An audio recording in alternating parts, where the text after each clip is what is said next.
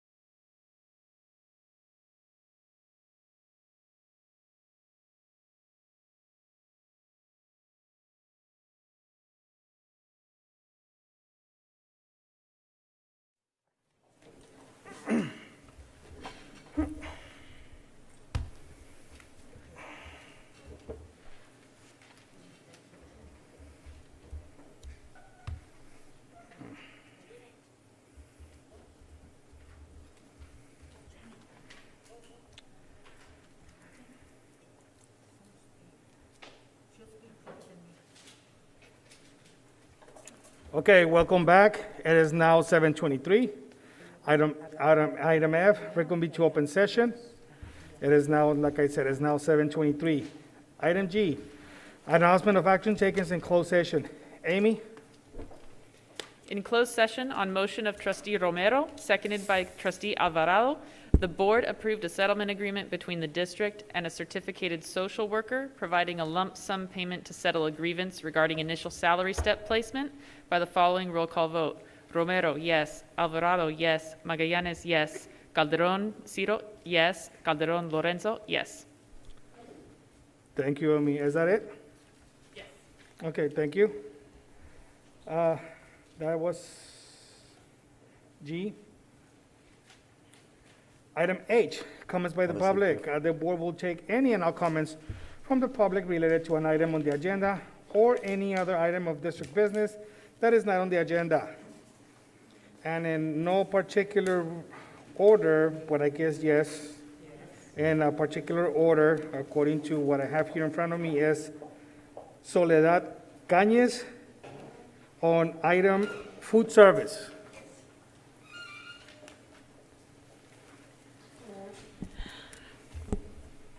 Muy buenas tardes. Voy a hablar en español porque es el idioma al que me expreso mejor y quiero que me entiendan. perfectamente lo que les voy a hablar hoy. Soledad Cáñez, soy representante de Food Service. Tengo unos comentarios que hacer sobre lo que hemos pasado Food Service en lo que es el proceso de la pandemia. No sé si ustedes sepan que Food Service es el único departamento que ha trabajado desde el primer día que la pandemia empezó. Y primer día me refiero verano hasta la fecha. Hemos tenido un trabajo bastante pesado porque a todos nos cambió la vida, por desgracia, para mal o para bien. Entonces hubo muchas cosas que tuvimos que cambiar, muchísimo trabajo que hacemos todavía en producción. Muchas cosas no estamos de acuerdo, estamos muy molestas en muchas decisiones que se han tomado sin consultar a la unión, sobre todo para nuestros derechos, que son muy importantes como trabajadores. A veces desde mucho cansancio, porque no se nos daba el equipo a veces necesario para sacar el trabajo, y por desgracia, cuando uno está del otro lado de la puerta, no se da cuenta de lo que pasamos las trabajadoras, lo que tenemos que hacer, lo que tenemos que inventar a veces para poder guardar 60 cajas, 80 cajas en refrigeradores y congeladores. Y sobre todo que siento yo, y es el sentir de todas mis compañeras, que a veces no se nos respeta como trabajadoras clasificadas. Creemos como que nos hacen trabajadoras de segunda mano. Espero y que esté equivocada y que no sea eso, pero es lo que sentimos a veces, porque como decimos a veces, queremos más horas. Hay señoras que trabajan 2 horas todavía en Food Service y trabajan 3 horas y llegan y se ponen los guantes y se lavan y se acabó su tiempo. Y siempre mi pregunta ha sido, ¿por qué contratan personas de 2 horas o de 3? Y ahora con la sorpresa de que se quiere rentar un local que cuesta $13,000 la renta y se va a dar un depósito de $13,000 y se quiere rentar por 6 meses, entonces ese dinero, ¿por qué no nos aumentan las horas? Para dar un mejor trabajo, de calidad lo damos, un trabajo de calidad lo damos, porque si hay alguien que le entra al trabajo es Food Service. Al principio de la pandemia nos hicieron trabajar fines de semana, y luego querían días festivos, y luego querían vacaciones, y decidían y nos ordenaban y nosotras hacíamos. Siempre estamos al pie del cañón, somos un gran equipo, Food Service. Con el señor Venegas se han negociado muchas cosas, se han negociado muy bien, pero con esto de la pandemia yo no sé si todos entramos en crisis, que se han tomado muy malas decisiones. Espero yo que... Siga, señora. Espero yo que tengan todos consideración en muchas de las cosas que se han hecho mal en Food Service, muchos cambios innecesarios trayendo a la gente expuesta. Simplemente ahorita en la repartición de bolsas son lugares inadecuados para estar repartiendo bolsas. Por desgracia no tengo una prueba, pero en Mexicali venden las bolsas que se llevan de aquí de Caléxico. Por desgracia, cuando me dijeron y buscamos la página, ya no estaban las bolsas en venta, 30 pesos y 50 pesos. Ahí están las fotos y es lo que nosotros repartimos. La gente, por desgracia, se pasea por todas las escuelas y trae bolsas en sus carros. Eso no lo podemos controlar, pero yo veo que la comunidad está aprovechándose mucho de la situación y de nuestro cansancio. Muchísimas gracias por su tiempo. Espero que haya sido bastante lo que les informé y que estemos en sus pensamientos para cualquier cambio para bien, para Food Service. Muchísimas gracias. Señora, espere tantito. Mande. Muchas gracias. Okay. Espere tantito. Mándeme. Ustedes no son trabajadores de segunda mano. Muchísimas gracias por Okay. decirme. Tal vez voy a romper una regla, A ver. pero la verdad no me importa. ¿Por qué? Porque para mí es más importante hacerles saber a ustedes que ustedes son muy importantes para todos nosotros. Muchísimas gracias. Hemos hablado nosotros en nuestras juntas y hemos dicho esto, que si hay alguien, si hay un equipo al que le debemos gracias totales por su trabajo, es a Food Services. Bravo por eso. ¿Ok? Entonces no quiero Y no quiero volver a oír que usted Ok. se diga que ustedes son trabajadores de segundo No. lugar, de segunda mano, porque ustedes no son eso. No lo, o sea, no lo, por desgracia lo sentimos, no lo digo, somos héroes. Porque Sí. una señora nos regaló una camiseta y dice, ¿cómo dije?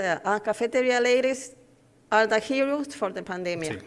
Así es, así nos... Y nosotros les debemos a ustedes gracias totales, porque ustedes, cuando toda la gente se metió, cuando toda la gente estaba en su casa, Trabajando en ustedes su casa. estuvieron trabajando. Así que es. nosotros les debemos mucho por ustedes haber hecho lo que hicieron para darle de comer a nuestros estudiantes. A los estudiantes, a la comunidad y a quien venga le servimos. Okay. Lo otro, la verdad, pues es algo que la verdad no tenemos Control. no tenemos control sobre eso. Muy bien. Pero de parte de todo el board, le queremos dar a ustedes las gracias porque les debemos mucho. Muchísimas gracias a ustedes también, porque hay muchos que nos apoyan bastante y ya sabemos que cuando se nos atore la carreta, pues nos vamos al board.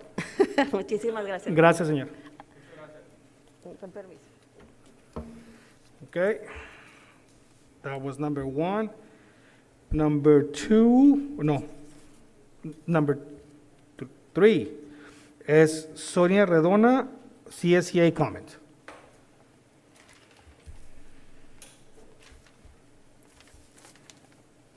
Good evening. My name is Sonia Redona. I'm the CSCA president. 6 years ago, I was president, and we had a lot of problems in the food service department, if you recall, some of you board members that were there. We increased the hours of the food service department, and it went very well those 4 years. 2 years later, which is now, it's gone worse. What happened? What happened? I don't know what happened. They changed sites for employees to go to work. They don't consult with CSCA. A letter was sent to cease of usually changing site places with the employees. You don't know if some employees don't have a car. They work close to the school, they walk. We had one of those issues at that time, and I'm sure, and she was moved, okay? So we have weekly meetings usually with the director, the food service, but doesn't seem, we're not getting nowhere. They're doing these changes without notifying CSCA. If you're gonna put people in Yum Yum, you better have an agreement with us. And it hasn't. You can't do that, okay? Food service, that's a department, my respect to them. Kennedy Gardens was closed. Well, guess what? Food service was there, and they were serving way in the back. So what they did, those 2 ladies did, got the carts and hauled all the way to the back, okay? The ones that are picking those bags were coming the opposite directions because of the way they're set up, the school, in the back. So when the car came back, the ladies that had to put that sack inside. Okay? They were concerned about that. The restrooms, how far is it?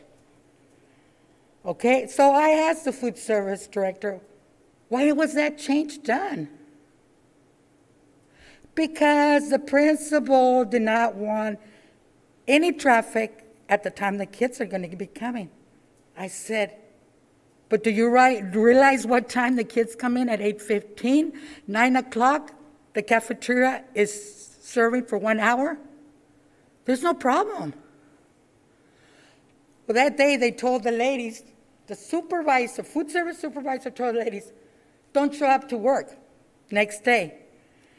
I notified Mr. Thurman. He said he was going to relocate them. Perfect, I said, great. So with the food supervisor told the ladies, don't show up. In the evening, she calls them.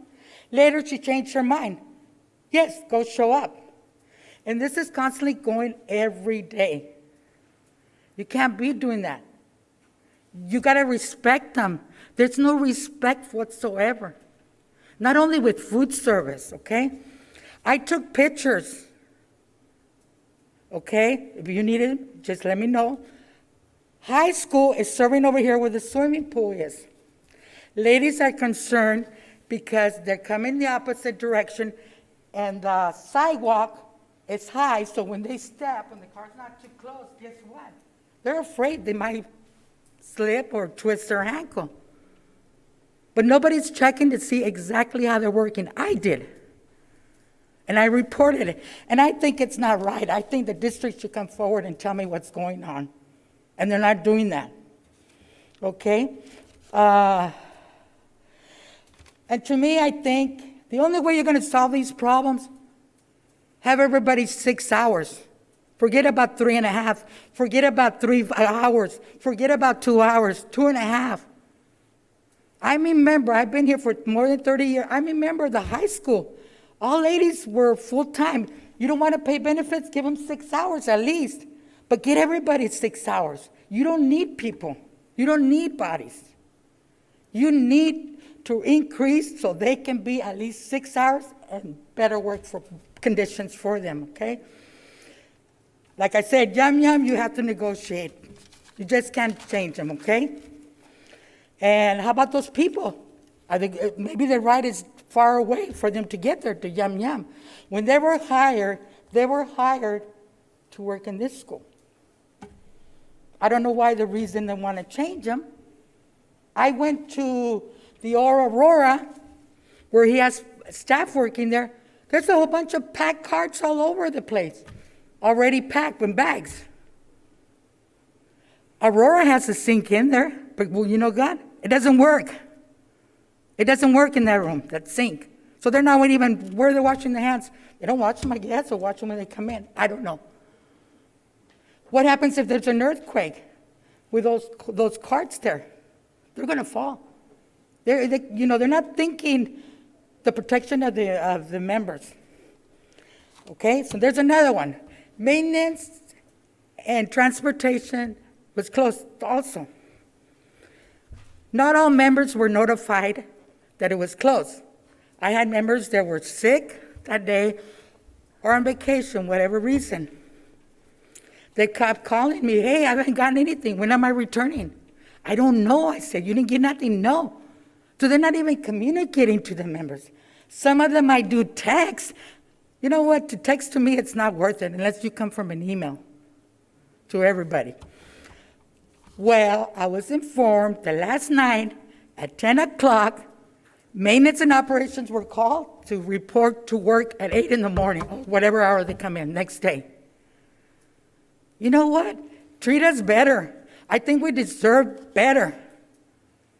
Who are we're all essential workers, but who are the two departments that actually have to be there in case of emergency?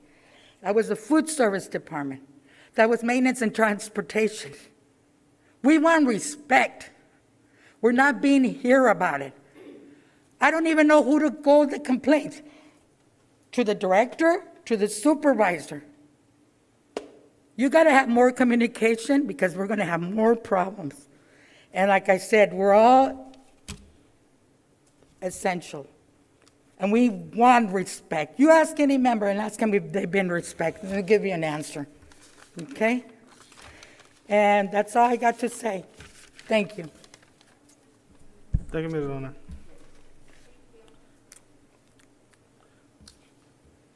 Number 4, Wills Later, negotiations.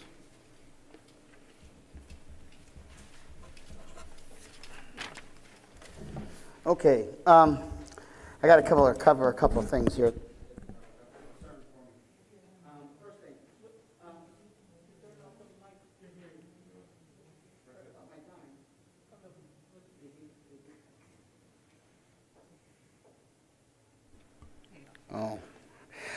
I have a couple things of concern.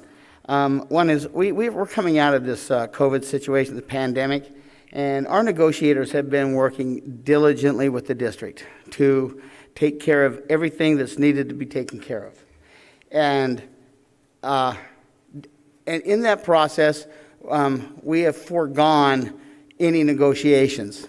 Even though at times when they, as I've been told, they brought it up that they would like to negotiate or there are things you want, it wasn't the right time for it.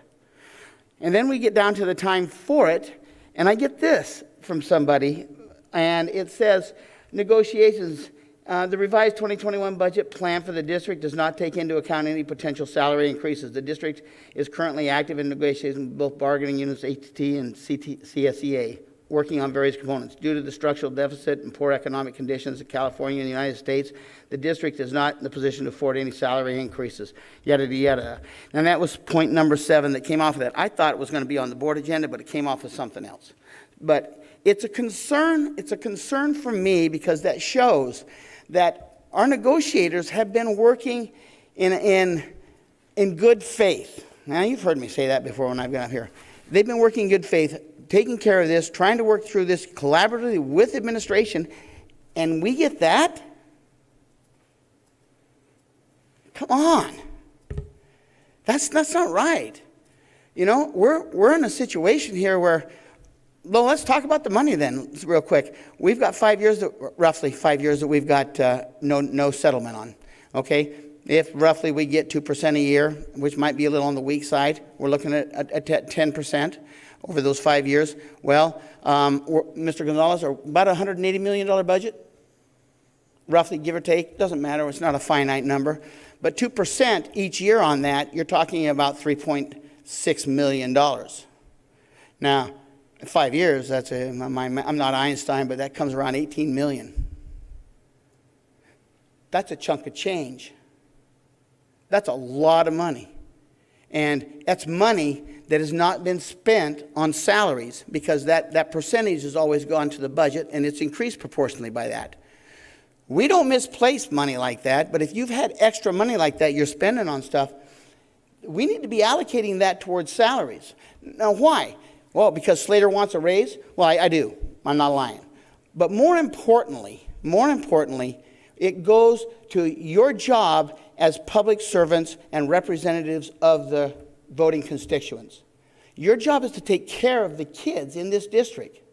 If we are not competitive with our salaries, and which we are not in this valley, we cannot draw the best teachers in the valley. We can't keep the best teachers. I know many really good teachers that have left. Teachers other areas fill quickly. We don't fill so quickly. People leave. We have to look at this, that the people we are damaging the most, yeah, I want to raise, but the people we want to damage the most is the kids. That's your job. Mr. Rivera, your kids went here. I had some of them. They were great. You have a great family. But you have to consider that everybody else's kids deserve the same benefit. We have to be competitive with other school districts. The long-term effects of that is that we get not quite as good a teacher staying. And then when they get tenure, and that goes into a whole new problem, that's your job, Mr. Gonzalez. But we have to alleviate that problem. We have to be proactive and not reactive. And that $18 million, that buys a lot of laptops. That buys a lot of building construction. How much was that pool? That pool was so much money, we had to split it with a school district or with the city. But it wasn't no $18 million.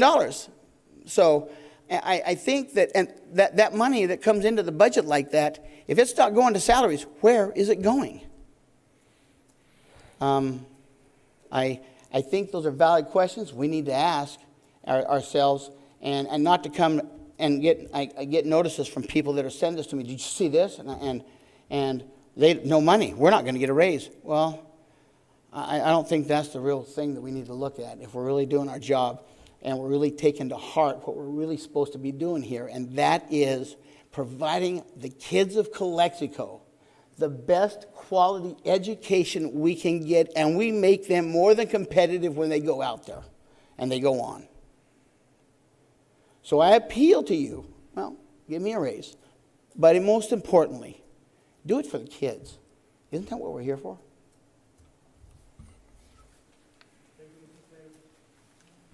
Thank you, Mrs. Slater.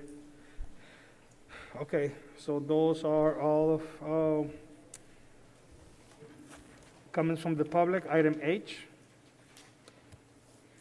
Item I, presentations. I1, Aurora High School representative, student representative, Harry Wong. What you got? We have Mr. Ari Wong, remote audience. Mr. Wong, feel free to unmute yourself. Thank you. Hello, attendees. Today I'm going to be talking about what's been happening with Aurora High School.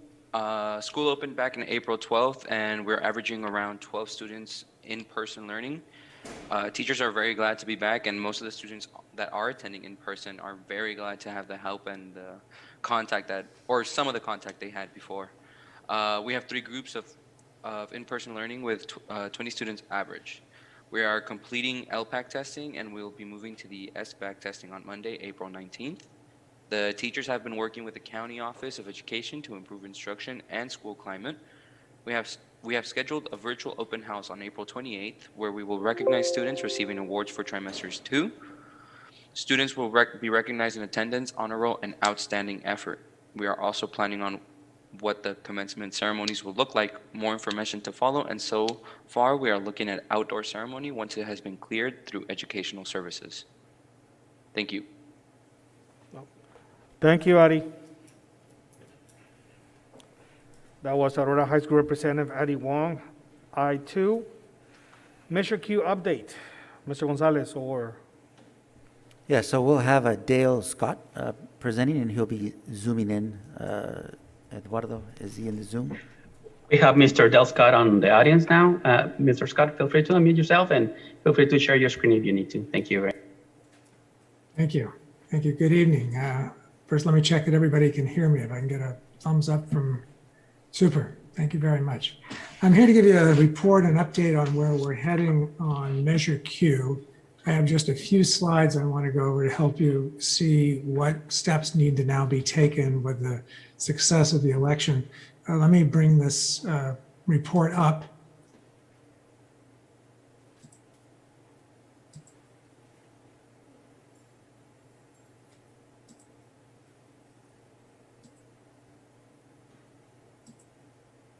And I'm hoping everybody can see that. Good? Yes, we can see it. Thank you. Super. Let me start by I've shown this slide before, but I wanted to review it one more time because real congratulations needs to go to the Measure Q committee and to the citizens of your community and their support. What this slide shows, I'll just take a second to explain it. These are all of the California school district K-14 school districts and community college districts that GO bonds that were on the ballot in November of 2020. They are ranked by the percentage yes. On the left-hand side, those are the few districts that did not succeed. In blue on the right-hand side are those districts that did succeed. And if you look all the way over to the far right, you can see Calexico USD's results. Your district voters passed Measure Q by almost 75%. Remember, only 55% was required.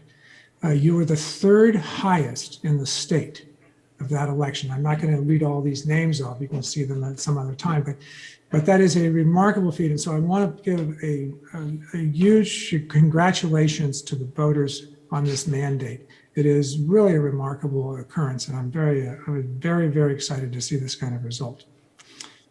Now, where do we go from here? Two things have to happen simultaneously.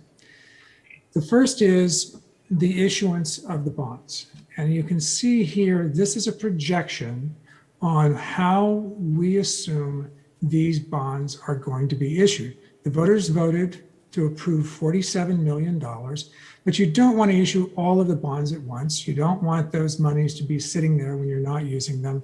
So the current plan, and this is always subject to board approval now and in the future, the current plan is to issue those bonds over the next few years in 3 separate series. And you can see the first series here, Series A, I'm going to talk about this red line in just a second. Series A would actually be paid off pretty quickly. It would go right up to the $60 tax rate limit for the first year and then come down. The interest rate on this, I'm anticipating being very, very low, certainly below 2% and maybe even less than that, because it's paid off so quickly. But it would then leave room for the majority of, it would give the district enough funds to start the planning process, and it would leave room for the majority of the bonds to then be issued in the future. Now, the important concept here that I want to make sure everybody is aware of, and there are two. The first is, under the state constitution, which allowed for the 55% threshold of success, there is what's known as a $60 tax rate limit. That's $60 per $100,000 of assessed valuation. And that's what this red line represents.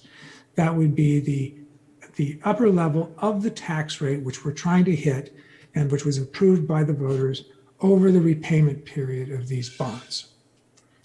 Now you can see we've put some different series down here, Series B at $19 million, Series C at $23 million. When we get to those points, these are not carved in stone. These may change, the years may change, but we're still going to be watching that $60 tax rate limitation. So that's number one. Number two is there is something called a statutory debt limit. And this gets confused with the tax rate limit. But remember, they are two completely separate events. The statutory debt limit has to do with how much debt you have outstanding at any one time. And you have other bond measures as well that have already been passed by the voters. In 2004, the voters passed $30 million with Measure J. There are now still $21 million outstanding of principal to be repaid. And in 2016, they passed Measure V, and there is $31.7 million. So that's the amount that's currently outstanding. And under the statutory debt limit, the district can have up to, in your case, 2.5% of your assessed valuation. Now remember, assessed valuation is going to grow over time. That's represented by this red line. And these gray boxes represent the amount of principal from that previous slide and from the previous measures. So you can see that you are actually quite close to the statutory debt limit. So we have to deal with that. Now, under state law, you can apply for, and they are regularly granted, a variance of that debt limit so that you can exceed it. So you're going in and you'll be asking the state if you could exceed that by a certain amount. I'm going to show you that on the next slide. We will be asking the state to allow the district's authorized debt limit to go up to $100 million.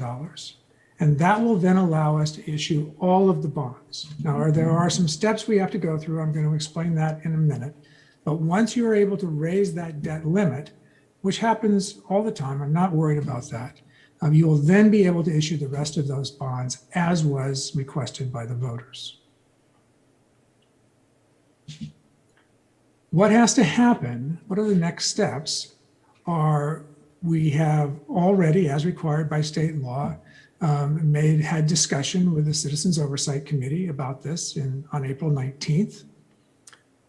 We are about to submit a request for the waiver to the state, and we have all the applications filled out.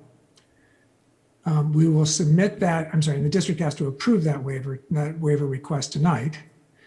We have filled out, and we will submit the application on April 26th. The $4.2 million that we're going to be approving hopefully this evening, that is going to be issued beneath the waiver. And you're not going to have a problem with that in May. We'll receive the waiver in July, And at that point in time, anytime after that period, after July, you'll be able to issue the remainder of those Measure Q bonds.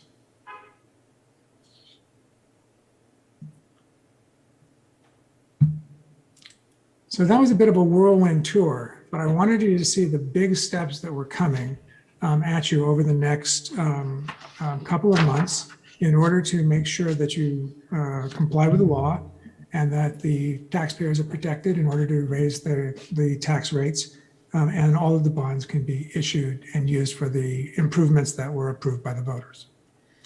So with that, I am going to pause, ask if there are any questions, happy to go back over anything that you may have. Any questions? No questions.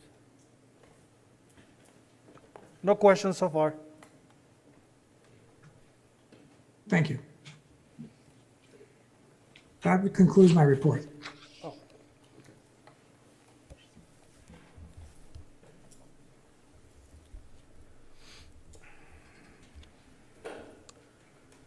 Okay, that was the Measure Q update.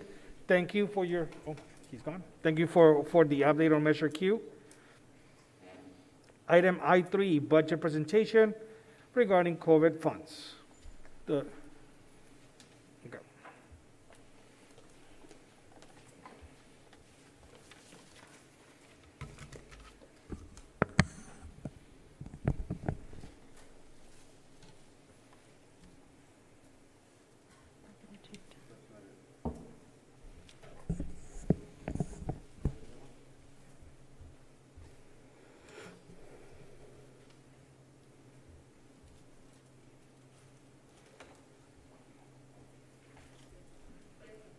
Yes.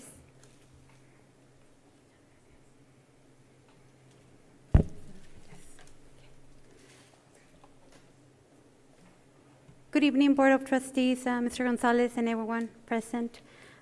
For the record, my name is Maribel Paez. I'm the Business Manager for Calexico Unified School District. And tonight I will just be presenting an update on our COVID-19 funds. Next slide. I would like to start by saying that the district has been receiving and is in the process of receiving various state and federal funding in response to the COVID-19 pandemic.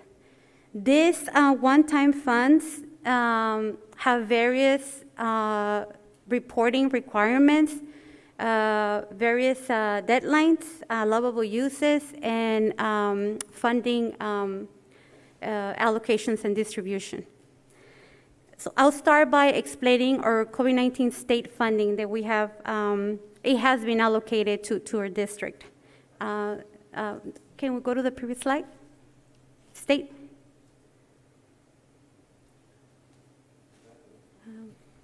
Before that, state funding. There. Thank you.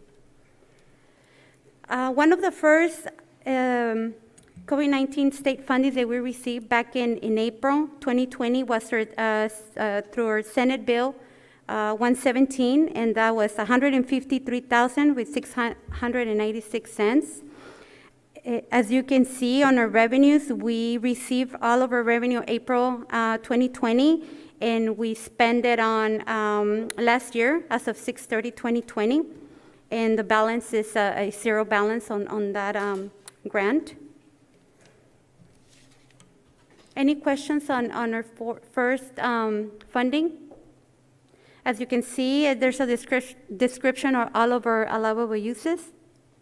The majority of our expenditures were actually for sanitizing supplies, personal protective equipment, some of our glass installation, thermometers, and a few technology equipment as well. The second, which is our 7420, that was part of the June 2020 Senate Bill 98, which was our learning loss mitigation, Resource 7420, and we were allocated $892,104. And that was also, we're actually utilizing those funds this year, And those pretty much the same expenses are plasma air purifiers, sanitizing supplies, or training, workshops, technology equipment. And there is also a description of our allowable uses.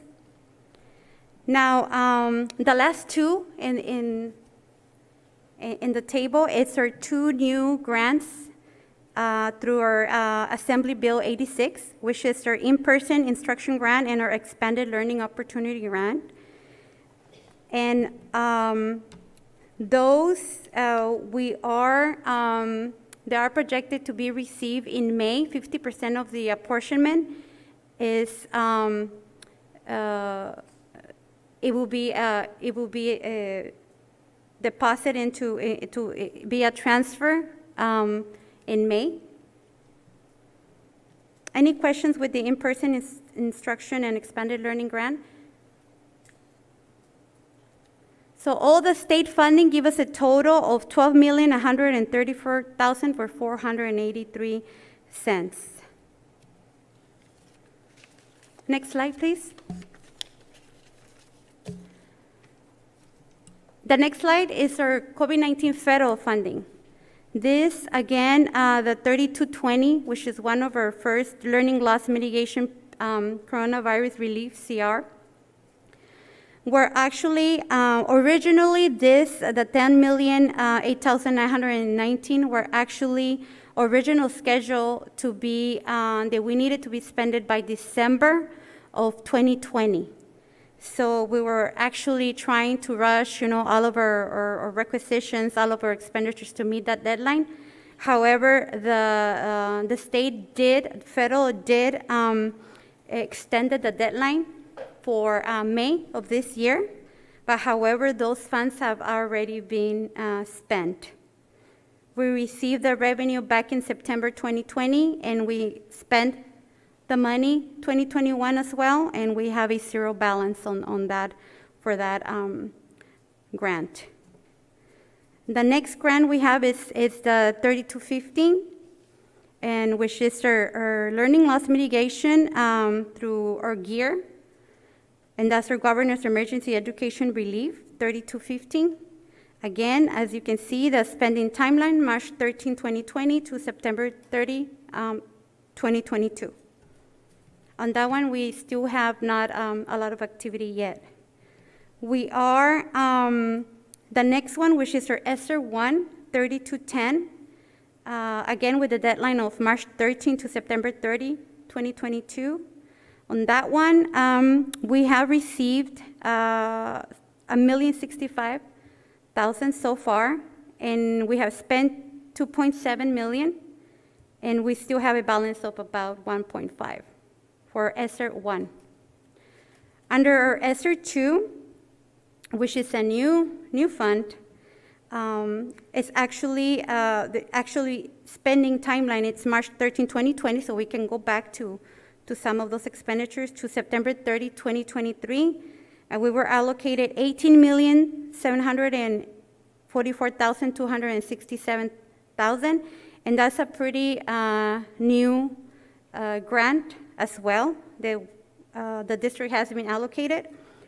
And pretty much so far, the only activity under that resource, we submitted an approval for an expenditure project, and that is for Phase 3 Border Antenna Project for Cesar Chavez, Rockwood, and Mainz. That's so far the only activity that we have so far. We still, everything is in process, but we just barely starting the process to get that project approved with our Esser 2. Or Esser 3, there's also pretty new, and we're going to have more information on the May Governor's Revise. They're allocating $40,880,464 for, again, it's in response to our COVID-19 pandemic expenses. Any questions on this slide? It is really hard to see, at least for somebody my age, to see that far. Can you tell us a little bit about what is it that we can and we can and we cannot do with this money, at least with the last one, with the 40 million? Okay, the Esser funds are the most flexible spending. It is to support distance learning and all of our pandemic related issues. However, it's a various extent on all of the activities. I don't know if you want me to read some, but I mean it's technology, is staff training, pretty much all of our protective PPE, sanitizing supplies, everything to do with instructional learning, distance learning. So it's pretty, it's a very extensive, can you go to the next slide? So that is actually a recap of a lot of the allowable uses under Esser.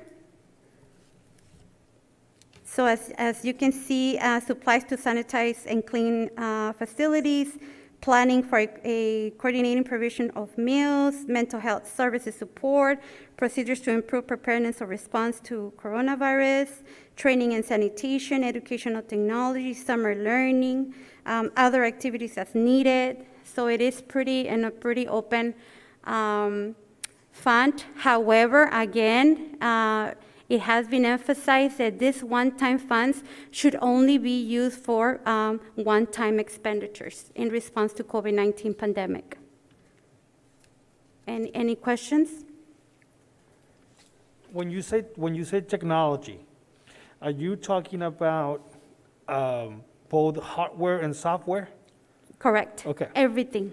Okay. Licenses, everything. Okay. Next slide, please. And that's pretty much a slide just to recap some of the school services of California, what they're considering for when we develop our plans. And expanded learning opportunity, as you can see, they have increased daily minutes beyond minimum required, additional meal locations, increased frequency of meals, increased annual days beyond 180 for school districts, paraprofessional, which are instructional assistants. For in-person instruction grant, we have salaries supporting in-person instruction services, cleaning and disinfecting, COVID-19 testing, purchase of personal protective equipment, and then we have our ESTRs 1 and 1, 2, and 3, which is our long-term facility upgrades, our retiree long-term unfunded debt, certificates of participation retiree benefits, continuation of extended school year, summer school, network information technology upgrades. Next slide, please. So what's next? We're currently working with Educational Services and the Projects Department on our Expanded Learning Opportunity Grant Plan. One of the requirements for us to utilize the Expanded Learning Grant is to adopt this plan before June 1st. So we're currently working on this plan so we can present it to the board next month in May. Also, CUSD, we'll be meeting with the core committee, or parents, or teachers, or administrators, or bargaining unions, and students, and the community to seek stakeholders' input to develop the expanded learning opportunity plan. And this, we're planning to do it along with our Lcap, and that's another plan. They also needs to be adopted before July 1st, along with our budget. So that's also coming up. And we just have also to work together as a team and develop a plan for Sr2 and S3 Funds, which is our 18 million and 40 million that are coming up, as what are the highest need that we need. I mean, these grants have to concentrate on student needs. And again, I cannot emphasize enough that these funds need to be used for one-time expenditures. Do you have any questions? So when you say one-time expenditures, and I'm thinking technology, the purchase of iPads, the purchase of Macs and things like that, that will be considered a one-time purchase, right? Exactly. Okay, But for example, none of the districts that I have here is going to use it for permanent salaries, for permanent, Well- salaries. Some of them for incentives, but nothing permanent. okay. So in order for our staff to be able to better assist our students, Yes. we don't know how long this pandemic is going to be in place. So I Exactly. hope that eventually the board will support me when I asked for these funds to be used in order to buy technology, not only for our students, but also for our staff. Yes, of course. So upgrade our systems, upgrade our infrastructure, okay? And that's something that the board and we need to decide, and eventually decide it with the superintendent and business, and in order to provide for our students quality education. Exactly. So, Mr. Vega, Yes, sir. when can we start using these funds? I am very conservative when it comes to money. I don't want to use funds that have not been deposited into our accounts. So, and that's why I asked you the other day, have them been deposited? No, so I don't even want to think about the money until we have it in our accounts. Correct, and good afternoon, good evening, everyone. Cesar Vega again, Assistant Super Business. No, you're absolutely correct. I wouldn't want to spend money that we don't have either. Yeah. I know that Esser 2 and Esser 3, we have been allocated the money, but allocated meaning that we are entitled to it. Now, remember, all federal funds are always channeled through CDE, and CDE dictates when that money will be dispersed. So as of now, Esser 2, we heard when? 25% it will be deposited, I believe, next month.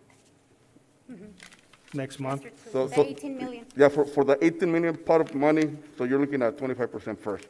Okay. And then, they have I really don't exactly understand how they strategize all of these disbursements.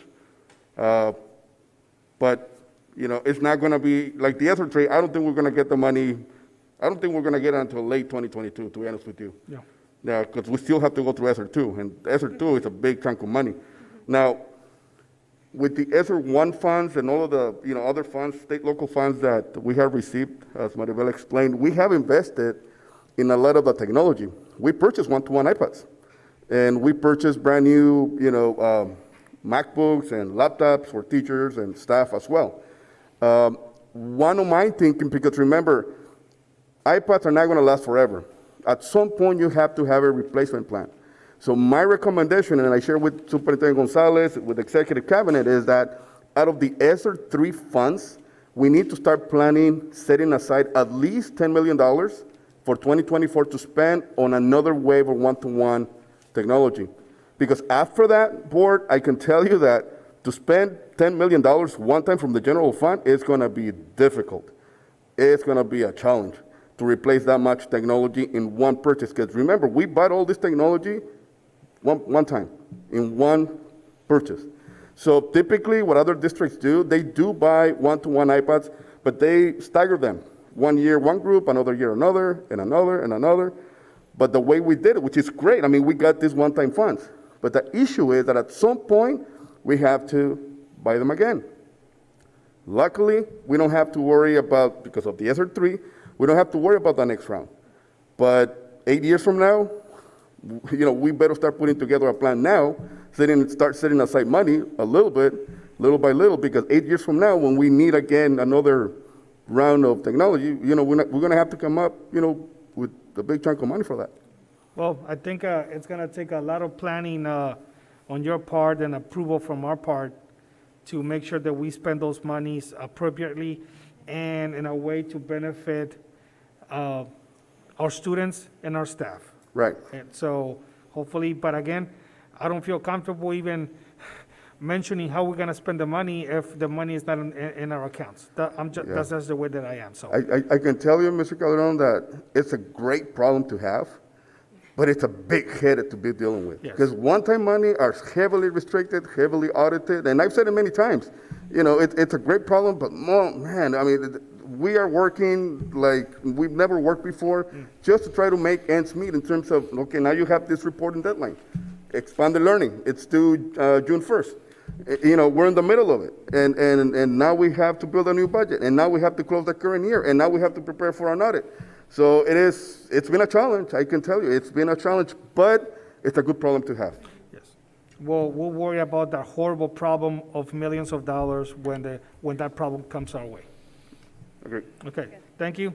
Thank you for the report. Now, that was I3 budget presentation, COVID funds. Item J, consent agenda. All items appearing will be acted upon one motion without discussion unless any item is pulled for separate consideration and action. Board President Calderon? Yes. If I may, J2, we're going to pull it because that tournament was just canceled, so we're going to have to pull that one. So we're gonna pull J2. Correct.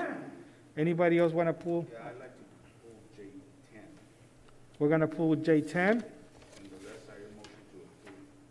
There's a motion to approve, except for J2, except J2 and J10. Is there a second? Second. Motion by Mr. Calderon Jr., second by Mr. Romero. All those in favor, please say aye. Aye. Aye. Motion passes 5-0. So J2, Mr. Gonzalez, we just, since, should we vote on it or should we just?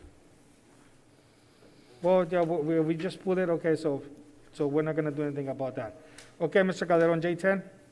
J10, the item which is buying furniture for Kennedy Gardens from Parent Hall. This has appeared on this agenda 4 times. What I'm about to say, I'm not opposed to buying furniture for any of our students. Our students come first. However, I think we already discussed it 4 times, and I believe that the options have not come up to us as a board, and I'm opposed to it.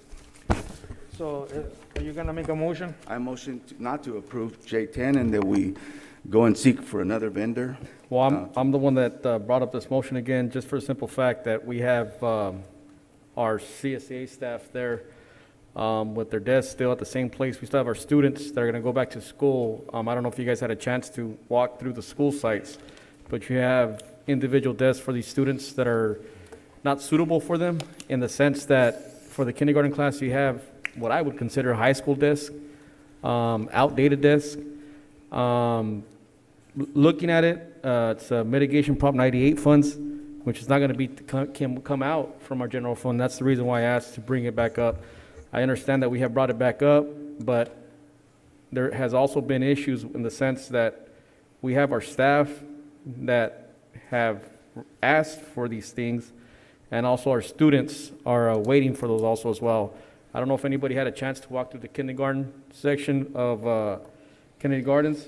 I did take some pictures. I was going to send them out, but I had not had a chance to, and those desks are not up to par for my standards for our students.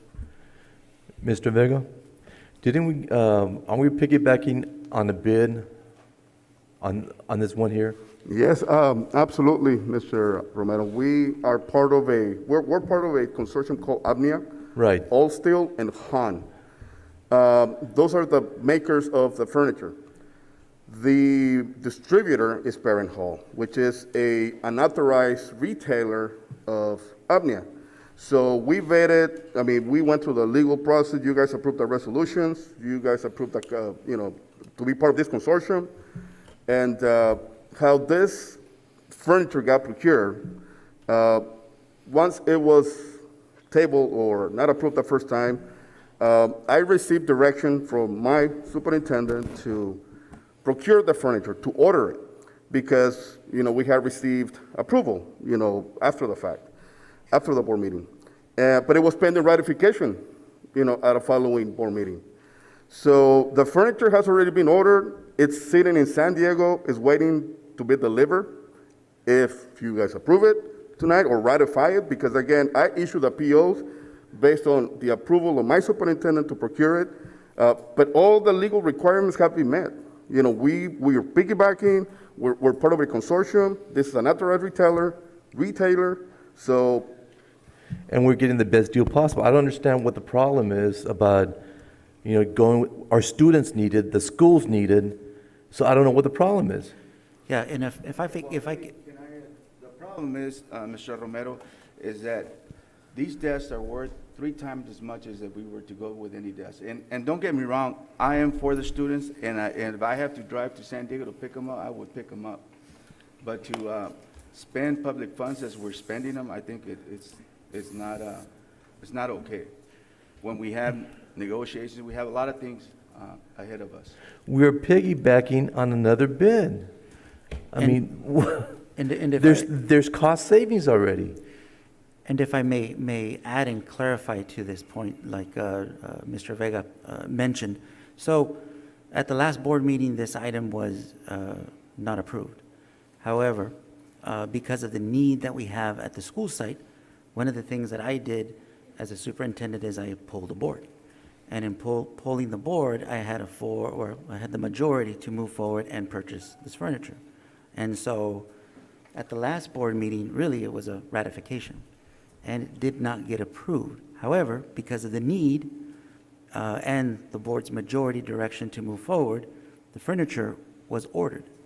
The furniture is sitting in San Diego, ready to be delivered because it's custom ordered. And so that's where we're at, and that's where we're bringing this item, because we actually have furniture that is much needed, that is going to be paid with the funding that was explained by Ms. Baez and Mr. Vega. And so we really need to get this moving.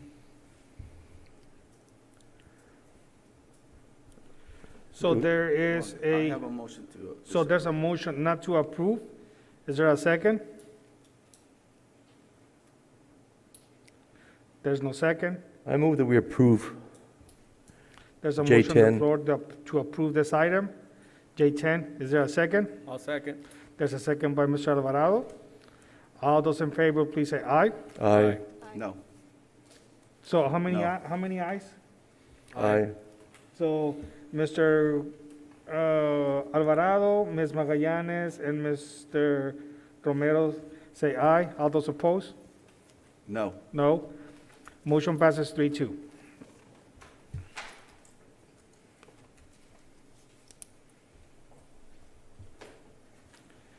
So that was item J10.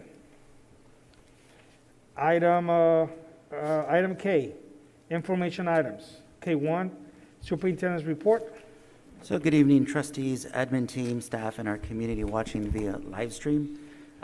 Just a few updates. So our in-person return to school started on Monday, April 2021. It's been amazing. It started with the hybrid model, which we brought the plan to the board. Currently, we have our TK, Kinder, 1st through 3rd, 8th, 9th, and 12th grade students coming in. Next week, we'll have our 4th through 6th grade students, along with our 7th and 11th grade students, beginning the in-person instruction. The exciting thing is that we have currently 1,040 students actually participating, and that list is only growing week by week. As you recall, it's been over a year since we have had in-person instruction. So the fact we're actually seeing students in our schools is very exciting. Once we transition into the 25% model, then we're looking into transitioning into a 50% model at that point, which will bring in even more students. We're nearing the end of the 3rd month of our adjusted season of sports. Football has ended, and although we finished with a 1-5 record, there is incredible potential in our athletes. It's a very young squad, comprised primarily of sophomores, but they have incredible heart, and we know that there's only great things that is going to come from this young Bulldog team that's coming up. Our swim also ended its season and competed in the IVL finals. On Monday, April the 19th, our girls team placed 6th, and the boys placed 5th. We did have one athlete, Jennifer Ortiz, qualify for CIF. She will compete in the CIF prelims for Division I on Saturday, April 24th at Granite Hills in San Diego. So we wish her the best of luck. Our baseball, softball, and boys and girls soccer have started league competitions. The games are very competitive. Boys soccer has an overall record of 5-3, 2-1 in the league. Girls soccer has an overall record of 4-7, 2-3 in the league. Softball has competed in 3 tournaments and has an overall record of 6-6, 1-0 in the league. And baseball currently has an overall record of 2-4, 1-2 in the league. We're very excited to announce that the baseball team will play against Central at Petco Park on Saturday, May the 8th. The game is set to start at 4 p.m. When we have more information regarding the availability of tickets for the game, we'll let everybody know. So I think this is going to be a super exciting opportunity for our students. Co-ed tennis is starting its second half of the season and currently holds a 6-2 record, 4-1 in the league. Track is set to host Brawley in its first meet of the season on Thursday, April 22nd at Ward Field. In regards to indoor sports, we have initiated indoor sports. Practice began as of Tuesday, April 19th. The teams include boys and girls basketball and wrestling. We currently have 17 girls and 12 boys practicing basketball. Wrestling has low numbers, but we anticipate that the numbers will grow. And volleyball will begin its spring season in May. Our CUSD Parent Institute of Quality Education, known as PIQUE. We will be celebrating the completion of the PIQUE program by our first cohort of parents this coming Monday, the 26th, and Tuesday, April the 27th at 6 p.m. Approximately 52 parents have completed the program. Our CARPE and our CABE Parent Institute, we initiated a new parent training program on Thursday, April the 15th. The focus of this training is to develop leadership skills and parent engagement at our schools. Lastly, National Librarians Day was observed on Friday, April the 16th, and Administrative Professional Day was celebrated this Wednesday, April the 21st. First, so we want to congratulate and thank all of our administrative assistants throughout the district for the wonderful work that they do. And we would also like to thank all of our librarians and administrative assistants for their dedication and time. Our next regularly scheduled board meeting will be on Thursday, May 13th at 5 p.m. Thank you.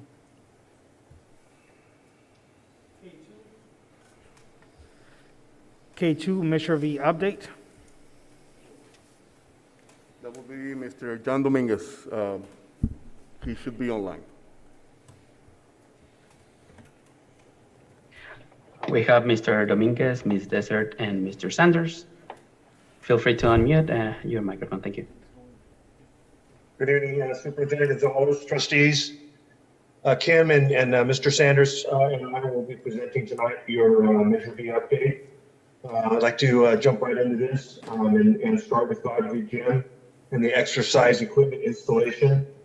The Godfrey Gym construction component is complete, substantially complete, with the exception of in terms of the exercise equipment and the exception of 3 bolts on the exterior flashing of the full bar station and the medicine balls that are scheduled to arrive this week. The installation of the gym equipment went very well, and that facility is able to be used. On your 7 rooms in your district office landscape, the electrical and the water changeover for the classrooms or the offices has been completed, and also we're now getting ready to demolish the pump house and do the electrical disconnect on that pump house first. We're trying to schedule it so we avoid any interruption during the disconnect and reconnect in the district's activities for your workers. With the Wardfield expansion, Wardfield expansion, the parking lot, the fence painting is going to commence. You can see that fence has been installed, and then the striping of the parking lot over Easter break. The staff worked very hard, or the construction workers worked very hard to get that ready to go. On the A3 building, this Silver Creek Industries is installing the ceramic tile, working on the HVAC and electrical, the canopy and the stair installation, and the interior cabinetry installation has been commenced with by Oakview for the end of July delivery of the building. The A2 building punch list items are ongoing. We are working with the contractors to make sure that they keep these other projects going while they are addressing those punch list items as well. The old teacher lounge demolition has been completed, and I want to thank the board for getting approval of that and setting us to, getting that building removed. It's a big deal. We also were able to repair the concrete outside of that building as well. No name field, field grade of the Bermuda grass will be applied once the weather reaches 100 degrees, probably in the next couple of weeks, hopefully not, but it's 10 days consecutive 100-degree weather. It will be hydro seeded and ready for germination. Your Measure Q projects, we have made great progress in the programming of these projects. The STEAM building programming is 90% complete. The administrative building programming is about 80% complete. Hey, John, can I interrupt you for a second? I'm sorry. We are really having a hard time understanding what you're saying. You're breaking up significantly. Is there any way that Kim can provide the update, or Jimmy? I'm sorry? You are breaking up significantly. We are having a hard time understanding what you're saying. Can somebody else provide the update, Jimmy or Kim? Is this any better here? I mean, It yes, sounds better. yes, just get really close to the mic. Okay, I'm sorry. Let me move over here. Back to Measure Q update. Let me know if you guys can hear this. The STEAM building programming is at 90% complete. Administrative building programming is at about 80% complete. The multi-purpose programming is 50% complete. We are meeting again tomorrow to review those educational specifications. The survey and utility locator has been approved, and we have confirmed the Division of Industrial Relations number for that project. Let's see what else here. The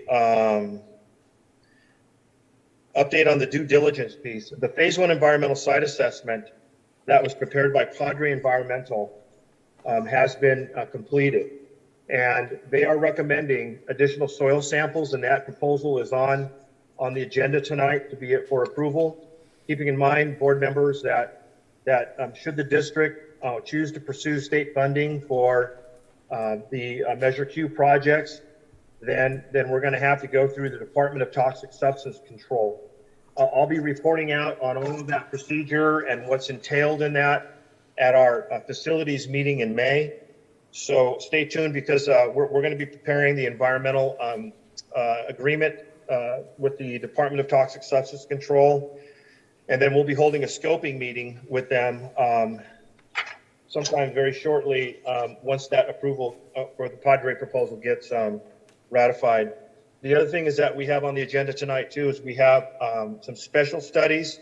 The Title V report identified some other issues, power lines and some pipelines and water pipelines that need to be evaluated, and then have a risk assessment associated with them. And so that is also on the agenda tonight. The locker room modernization proposal, we are anticipating starting that project. As we talked about, it's a 8-month construction duration. We will be submitting a categorical exemption under CEQA for that project. We anticipate that the design complete for that project will be in March, and then the construction completion will be June of 2022. So, Questions?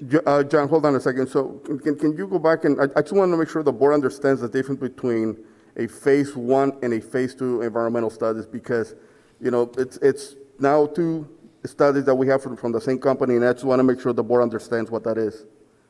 So the phase 1 environmental site assessment is a study that determines, that evaluates the historical background of a piece of property. And that historical background is going to let us know, and the Department of Toxic Substance Control will let them know where areas of concern are, and that's an actual term that the DTSC uses, the Division of Department of Toxic Substance Control. An area of concern may be a result from, years of pesticide application, or in some cases, even hazardous materials and hazardous substances like asbestos and lead-based paint. So it's very typical that when we do a construction project that's going to involve new construction, that an LEA has to undergo this study in order to get state funding, because it may need to be cleaned up, and that's what we're after. And so the phase 1 will identify those areas of concern, and then the phase 2, which is what we call a preliminary environmental site assessment, will allow us to go in and take soil samples and evaluate for any areas of concern, whether or not that needs to be an action for removal. For the that's Padre's proposal. For the PlaceWorks proposal, that is a requirement under Title V California Code of Regulations. And that is required because there has to be certain setbacks if there is a risk associated with the proximity of power lines, pipelines, underground storage tanks, so forth and so on. Typically what we find is this very, very benign if there is a pipeline, but it has to be evaluated so we can answer the question of whether or not it poses a risk to or exacerbates a pre-existing condition on a school site when we're using new construction. Fortunately, this does not apply to modernization projects that are state funded. It's only subject to new construction projects that exceed a categorical exemption under CEQA. Thank you.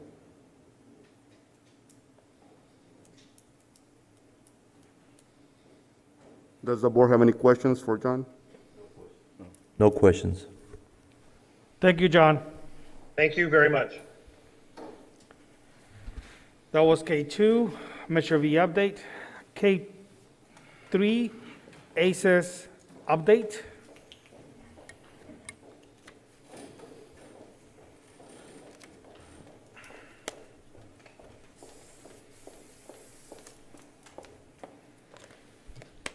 Good evening, President Ciro Calderon, Board of Trustees, and Executive Cabinet. Thank you for the invitation to present information on ACES and assets in person, and also thank you for dinner. The ACES and Assets program continues to thrive as we've shifted from being online to the hybrid model. Program site leads and tutors were a bit concerned when we told them that we would report to support and start the 25% model. Minds were set at ease when I shared what CUSD was doing to ensure a safe reopening for the school community. Staff were worried about having to provide their own PPE, but felt assured to know that sites would provide items such as masks, face guards, and wipes. Last week, we had at least 2 ACES tutors support each site from 7:30 to 9:30. Tutors will continue to support in the morning for as long as they are needed. As I reported to RD, the site in which I support, it was heartfelt to see the tutors using the skills learned through the social emotional learning and trauma-informed practices, professional development provided by Ms. Audra White of After School Unlimited. My in-person visits last week and this week confirm that the investment in After School Unlimited for tutor professional development positively benefits students in both online and in-person programming. Student numbers may be low, but student numbers are consistent. To provide equity in programming for all students, ACES and Assets will continue with the online program to those families who wish to remain in distance learning until expanded learning requires in-person only. At the start of the program in September, we started with 32 tutors, 26 in ACES and 6 in Assets. Currently, we have 28 in ACES and are awaiting board approval for 4 more to bring the total to 32. 7 for Assets, awaiting board approval for 2 more, bringing the total to 9. ACES K-8. In-person hybrid model for each of the site runs from the earliest dismissal of 10:25 to 2 o'clock. During this time, students have their lunch, participate in assembly, connect socially and emotionally with tutors, and receive 1 hour of support for their asynchronous work, and participate in academic think, feel, read, which runs for 1 hour and 15 minutes. Online think, feel, read is a district-wide and is divided into grade levels, and it's provided at the same time as in person by a tutor who implements lessons via Zoom from their respective sites. We have 3 to 5 tutors at each site, depending on the enrollment. When an online tutor needs support, they will contact their grade level lead who will support. Students who attend in person on their days are encouraged to log into the Think, Feel, Read on days that they do not attend in person. K-8 online enrichment classes take place online from 3:45 to 5 o'clock. Students are not required to attend, but are encouraged to attend to develop their critical thinking skills.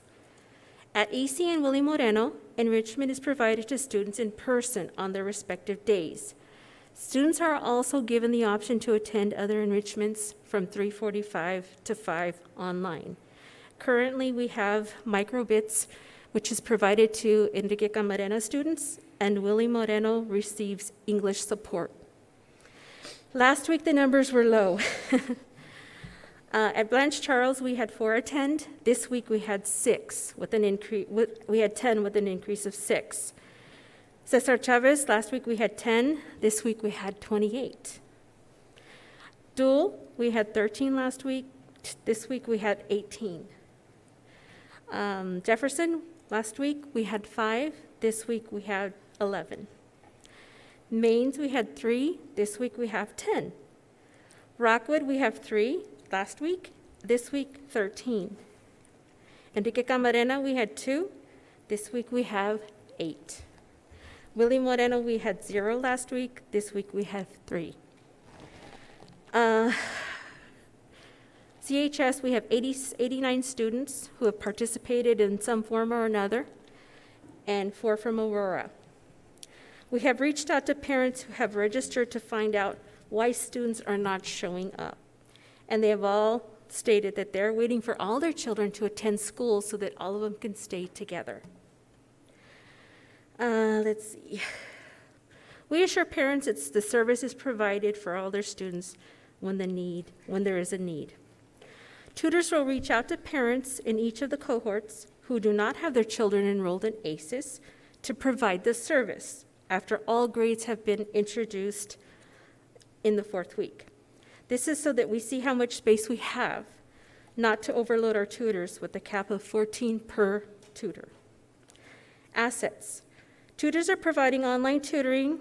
They support students from 2 to 5 Monday through Friday. Mr. and Mrs. Chavarin Alvarado have been providing CHS Drama Club and have a consistent number of 24 students. We have an online driver's ed class provided by Mr. Castro that is offered to both CHS and Aurora students. We have an enrollment of 40 with 5 completing the course. Additionally, last week we started a learning hub at Aurora. Mr. Joe Robles will be providing a space for Aurora students to connect with internet and receive support with their asynchronous work. Learning Hub takes place on Wednesdays through Fridays from 10:15 to 1:30. In progress is the Learning Hub for CHS. I'm looking to secure an individual who will provide a space for students to connect and receive support with their asynchronous learning. And finally, I'm working with Chef Nunez and Mr. Camarillo to provide an in-person learning pod for students who are enrolled in hybrid. Many great things are taking place in ACES and Assets as we continue to provide a high-quality academic and enrichment programming for the students of Calexico. Thank you. Any questions? Yeah, Ms. Hope, I had a question. Yes. Thank you for the presentation. This After School Unlimited, I've been trying to look up their website and stuff like that. There's really not that many reviews. There's really Yes. not that many reviews as far as any feedback from communities and stuff like that, what they're providing.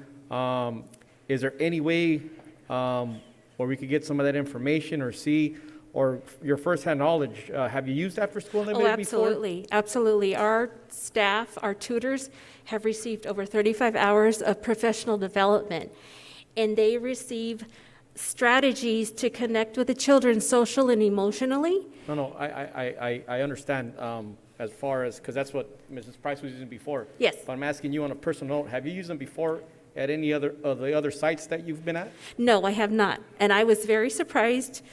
I was a little skeptical, but once I went through the programming, the Assets 1.0 and 2.0, I was very impressed. It's all research-based, and it uses literature to provide the curriculum. Yeah, I mean, I was going over the research base, what they provide and stuff like that, but I wanted to see what some of the tools that they use, where they get some of this, like their trainings they provide, because I can't find anything on their website.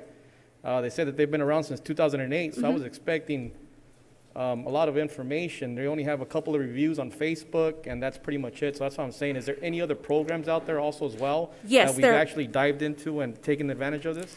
There are some after-school programs in San Diego that use After School Unlimited. Giving you specific I'm research-based? saying, is there other programs besides After School Unlimited that you guys could take a look into to see if what they provide also as well? Being here my first year, I didn't want to make any big changes, Mr. Alvarado. I wanted to see what was in place, and the staff, the ACES and the Asset staff were they like the program, they like the training, the professional development, and it just made sense to continue with that, especially during the pandemic, when these kids need that social emotional connection. All right. I could do the research and provide that next time. Yeah, please. That would be great. Thank you. Okay. Any other questions? Just for the public that is watching online, can anybody just go and sign up at their site for ACES? Or are you at capacity, or? Currently, Mr. Calderon, we have a registration form that students, or actually parents, go online and they fill out the registration form. We look to see if those students are in a hybrid A, B, C, or D, and if they are, then we connect with the parent and we say, okay, we have room. We have room that day. You can let your child join. Your Okay. child can stay. What about for those students that are doing online learning? Oh yeah, they can join anytime. Those links are given to the site administrator. They're on our Facebook page. We send them out to parents. Okay, but so it's for the ones that are on the hybrid program, you need to check which. Correct. Okay. Yes. I understood. Okay. Thank you. Thank you. Any and, other questions? Great report. Yeah, thank you for your I'll presentation. have that Thank you. information for you, Mr. Thank you. Alvarado. Ms. Hope. Thank you. Thank you. Thank you. That was ACES, that was K3, K4 migrant update.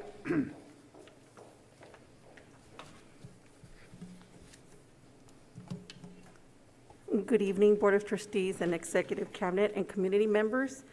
My name is Alejandra Limon, and I'm the Migrant Coordinator. Tonight, I will be sharing an update on the CUSD Migrant Program. I would like to begin with our current program enrollment. We started at the beginning of the year with 583. We currently have 555. So we are down about 28 students. That being said, we do have 194 students that are now attending in person, so that's a really good number. I'm hoping to work with more families and get them on board to start coming back to school, but our community seems to be a little bit skeptical and a little bit fearful about returning. But we're working with them, so I'm very happy to see that 194 of our students, kinder through 12th grade, are returning. In regards to our extended day programs, we are servicing 125 students after school, distance learning.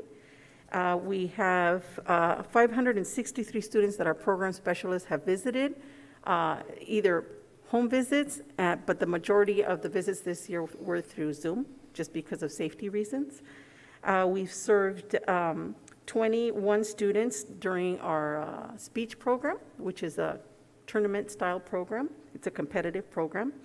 And then for our family literacy, we serve 7 families. These are TK students through 2nd grade. And lastly, we had 2 mini course students, and we served 20 students at the high school in our math courses. It's okay. Regarding our extended day program, thank you, Mr. Vega. Our elementary and junior high programs will be completed at the end of this month. The reason that we complete them at the end of April, is because we start testing. So we're not doing state testing yet, but we are getting ready to do iReady testing. So we finish our programs in April. Our high school programs, though, continue until June. So we work with our high school students until the end of June. Well, not the end of June, the end of the school year. Our speech program, we are very happy to announce that we did very well. We were the district with the most student participants. Again, we had 21 students. We did have a first place winner, that's Miss Luz Franco. She placed first place in the extemporaneous portion. And then we had 4 second place winners, Ciara Aguiniga, David Velasquez, and Mia Castro, and Aleida Fregoso. And so in order to celebrate all of our students as well as our winners, we will be holding a parade on April 29th at 5:30. We're asking parents to drive through, and we'll be presenting them with certificates and medals, and for the first place winner, a trophy and also a pizza. So hopefully, we'll get all of them to come through the parade. Our career and college programs will also continue until June 8th. We are hoping that next year we're able to have our work-study program. That was halted this year because we were not able to get our students tested for tuberculosis, so they were not able to get a TB test, so that was halted. But we're hoping to start that back up in August, okay? So that's definitely there. Our family literacy program has ended as well. They attend 15 sessions, the families, so we're done with that program. And then our migrant specialists, we have 3 of them. We have one that works with the elementary, one that works with the junior highs, and one that works with the high school, though actually they work all together, but we focus on each area. They have been working with our families. They attend student study teams. They attend IEPs. They go to the homes. They finish the individual learning plans. They are currently focused on the high school. And the reason that they're focused on the high school is because we have 109 students out of the 205 students that are lacking the credits to graduate. So that is an emergency for us. Right now, we are focusing on the 12th grade because we have 9 out of the 29 students that may not graduate. So that's definitely something that we're looking at. In regards to our family, we are having family nights, family literature nights. They are being held April 30th from 4 to 6 p.m. and May 7th from 4:30 to 6 p.m. for the elementaries. Our families will be building a birdhouse, and then they will be writing an expository essay on how they constructed the birdhouse. And then we're also going to have this same family nights at Willie Moreno on April 22nd and Enrique Camarena on May 28th. These will all be virtual. Okay, so none of them will be in person. They will be virtual. Our summer program. We are currently, we're currently going to use the hybrid model. We were going to use the distance learning model, but then we'd like to bring more students in person to make that connection with them. So we are looking at that. Our sessions will be from 12:30 to 2:30 p.m. So ours will be in the afternoon. The reason that we do that is so that we give our migrant students the opportunity to go to a district summer school in the morning and then attend the migrant summer school for an extra dose. Our focus will be language arts, math, and cooking. So we will be looking at that. I'm excited about that. Staff trainings. Our migrant staff continues to receive trainings in language arts, math, and science. The region provides these trainings for all of our migrant staff. And again, we have about 17 staff members, teachers. And then right now, we're also working on the Migrant District Service Agreement. What they did this year is they rolled over our service agreement and created it into a 2-year plan. So the plan that we have now is going to be the same plan for next year. And the allocation that we received last year was $859,750,000, and that allocation is supposed to be the same for this coming year. We currently have spent $517,000, which is about 60% of the budget, which means that we're on target because 40% of the budget is reserved for summer school. So we're doing really good on our spending. Let me see. And next year, again, we really want to promote a work-study program again. And then we'd also like to begin a migrant engineering program that focuses on math skills and also has a component for females, for women, female students. Parent Advisory Committee and parent involvement activities. We hold a monthly PAC meeting. Our last one was April 20th, and the topics that were presented were school reopening, the Migrant District Service Agreement and budget, and the summer school. And then we've encouraged our parents to attend PIQE and the Covert trainings.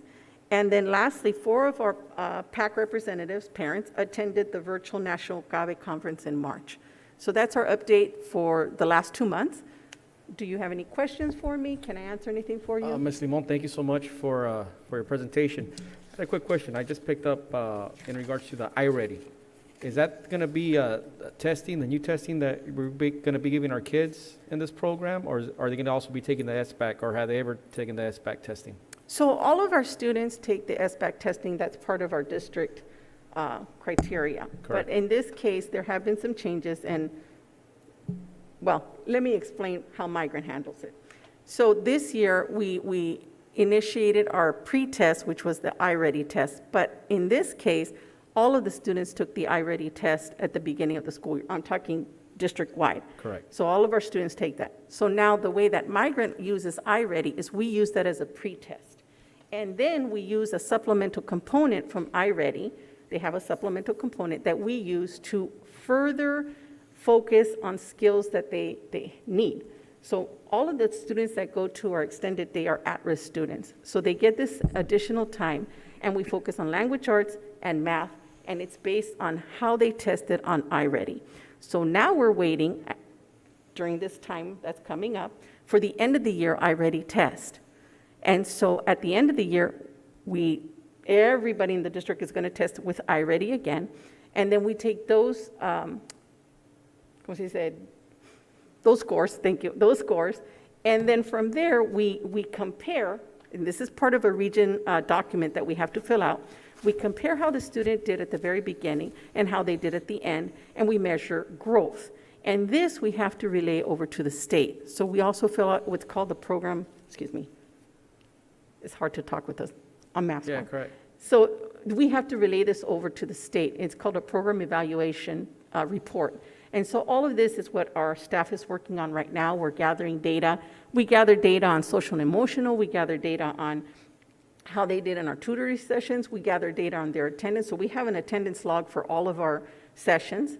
And so all of our students, if they attend extended day learning, must complete 30 hours of whatever it is that they need help in. So for example, if they received a low score in language arts, then if they enroll with us, they must complete 30 hours in language arts.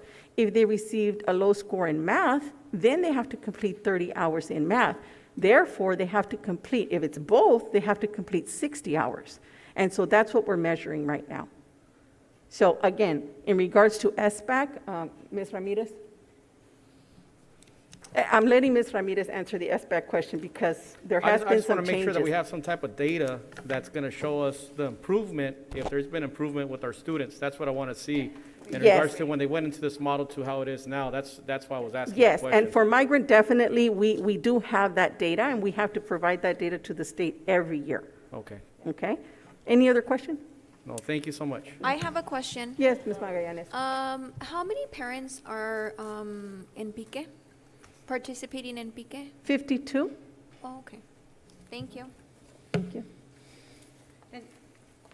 Good evening. Just a quick clarification. This year, the state allowed us to use our own local exams, with the exception of science, because we don't have a local exam that can replace the SBAC science. So all of our K through 8th are going to be using iReady, because that's one acceptable local test. Our 5th, 7th, 5th, 8th, and 11th are going to be doing the SBAC for science because we don't have a local test. And then our 11th graders are also going to be doing the language arts and the math because that's part of there's a section in there that their scores can be sent to the universities to qualify for the entry exams. So, and then our seniors are doing science too. So those are the only students that are doing the SBAC. Everybody else is doing iReady. Thank you. Thank Thank you. you for the report. At this point, I'd like to make a motion to extend this meeting until 10 o'clock. So moved. There's a motion to, I'll second. oh, I made the motion. I'll so- second it. So I made the motion, second by Mr. Alvarado. All those in favor, please say aye. Aye. Aye. Motion passes 5-0. Okey dokey. That was K4, migrant update. K5, maintenance and operations update. Mr. Vega? Yes, thank you, Mr. Calderon. So I really don't have any major update other than maintenance has reopened. Finally, we did get our reopening orders just yesterday, I believe. And so we are getting caught up with a lot of work orders. So we definitely have a lot of work to do. We started making progress at KG. You know, that was one of the schools that was also closed. So we're targeting KG and all of the other sites to, to get them up to date. Mr. Vega, is everybody okay? Thus far, for what I hear, everybody's fine. Thank you. Yes. Okay, Yes. thank you. Everybody's helping. Safety and the welfare of our employees, and our students, of course. That's what we are all about. Yes, sir. Absolutely. Thank you, Mr. Vega. That was K5. K6, RP committee. Yeah, good evening, everyone. Calexico IVROP update for March 17th through April 16th, 2021. Career Specialist continues to contact all CTE teachers and afford services and support at the high school and Aurora. Career Specialists also contacted CTE teachers to nominate outstanding students and will be sending their certificates. Career Specialists provided Wellness Wednesday presentation discussion of topics, goal settings to 0 students on March 17th. Career Specialists provided IVROP scholarship presentation to 10 students on March 22nd. Career Specialists provided Wellness Wednesday presentation discussing the topic of time management to 5 students on March 31st. Career Specialists provided Wellness Wednesday presentation discussion to topics of digital citizenship to 0 students on April 14th. And next step or upcoming events, video release of Ed Services Recognition Ceremony will be on April 30th. Wellness Wednesday on April 28th, and the topic will be communication skills. And that's all I have. Thank you. Thank you. Thank you, Mr. Calderon. That was the first part of K6. The latter part of K6, Lcap committee report. Ms. Ramirez? Good evening once again. We're finalizing our stakeholder input for our different meetings. And so just to give you an update, during the month of March, we held 3 parent Lcap and community forums. We went over the topics of parent involvement, school safety, student learning, and student engagement. In March, we also held 3 days of review and input from our ACT teacher, counselors, staff over the same topics. We held a DLAC and migrant pack in the months of March and April, soliciting their input also. And with all these stakeholders, we share all the data that we've accumulated over the past 2 years. We had the administrator LCAP review and input on April 16th, the CSEA review and input meeting on March 26th. Next week on April 27th, I will have the meeting with our students from Calexico High School, and we have students from different subgroups participate. And finally, next week on April 29th and the 30th, that's when we have our Lcap Core Committee, which is composed of parent, students, staff, and under staff, we have the both classified, certificated, and administrators. And with this group, we're going to present a rough draft of our Lcap, and we're also going to explain to them the Expanded Opportunities Grant and let them know that funds that cannot be used under Lcap, because we have a limited amount of funds, some of those activities can be moved onto the Expanded Learning Opportunities Grant. And then at the very end, we're going to present that draft to our Parent Advisory Committee and our DLEC Committee. So that is our Lcap update. Thank you, Ms. Ramirez. Thank you. K7, accounts payable pre-list. Does the board have any questions? No. Anybody else? No? No. That was K8. No, K7. K8, board reports. These are informational reports by board members. No action is taken. Mr. Romero. Just want to welcome everybody back from spring break and to thank everyone for the hard work that they've done through the entire school year, and preparing for our physical opening on April 12th. Congratulations. Thank you very much. Thank you, Mr. Romero. Ms. Magallanes? I would like to give a shout out to everyone in the Calexico Unified School District for making all the hard work for reopening. And just to share my experience as a mother, when I brought my daughter last week, she was so excited to come back. When I picked her up, she was like, "This is the best day of my life." I just appreciate her happy face. And today was the first day of my third grader, and they were so happy and excited to just come back to school. And again, thank you so much for all the hard work. Thank you, Ms. Magallanes. Mr. Alvarado? Along the same lines as my colleagues, just want to say the same thing. Dropped off my daughter here at Cesar Chavez, and she was excited. First day of school back on the 12th. Even though she was a little bit at first wanted to keep on, but I said, it has to be weekly for now. Hopefully next year things change. But I just want to go and say thank you to everybody that assisted here in this meeting, in-person meeting today. Thank you. Thank you to Ari Wong for giving us that presentation. It's always great to see our students more involved during these times. I also wanted to just thanks to our food services for everything they continue doing. It's not, it's not going unnoticed. Everybody's been seeing all the hard work that you guys are doing, along with the administrators, and all our classified staff. Thank you guys for everything that you guys do. Keep it up, and let's be safe out there. Thank you, Mr. Alvarado. Mr. Calderon? Yeah, good evening again. Welcome back, students and staff, to whatever is remaining of the 2021 school year. I would like to also thank all our staff for their hard work and dedication to this district during the pandemic. I'd like to assure everyone out there that our main priority as a board is to keep our students safe, our staff, and the community. And we'd like to continue to provide a conducive learning environment for all our students. You might ask, well, how are we going to accomplish this? Well, as you saw tonight, we have a lot of money that was given to us for this COVID relief. And I'm glad to see that we're on track to plan, because we need a plan on how to spend these monies. It's very important that we spend every penny of it and ensure the safety of our students, staff, and also the community that are coming into our schools. And last but not least, I also would like to encourage this board that this district must sit down and negotiate with ACT and CACA as soon as possible. That should be another priority to make sure that we do have funds in the coming years. And my last comment is that the district needs to prioritize the needs and not the wants. And that's all I have. Thank you. Thank you, Mr. Calderon Jr.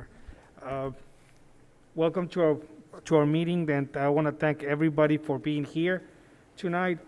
On the same lines as as my colleagues here, I want to thank everybody that made this successful comeback for our students last week. I have talked to several parents, I have talked to several teachers, staff members, and everybody feels safe, everybody feels glad to be back. I am glad that everybody feels like that. However, please make no mistake, the safety and welfare of our students and our employees are the number one priority of this board. If at any time this board see that for whatever reason our students, our staff members are in any kind of danger, we will take action, and we will make sure that we make any take any corrective action or measures to make sure that our students and our employees are safe. However, as of today, I have heard only good news. This board is really pleased that this is going the way that it's going, and we can only hope that it continues to be this way. I have talked to several parents, like I said, I have talked to several members of the community, and I just want to welcome everybody for talking to me. I want to thank everybody for putting trust in me as elected officials. You, the public, you teachers, you classified staff, you have the right to come to us and let us know, okay? We as a board, we're not here to make anybody's life bad, as they say. However, that's why we have the district office that will take care of any issues that you may see. Okay, so we cannot fix those problems. That's why we have Mr. Gonzalez and company to make sure that they address those issues. And so far, so good. Everything has worked the way that we plan to this district to be working. The 16 building, the new building at the high school, it's working.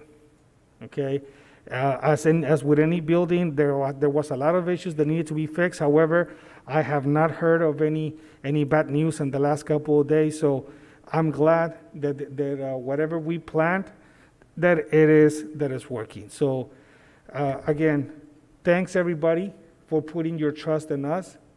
Thanks everybody for putting the trust in Calexico Unified.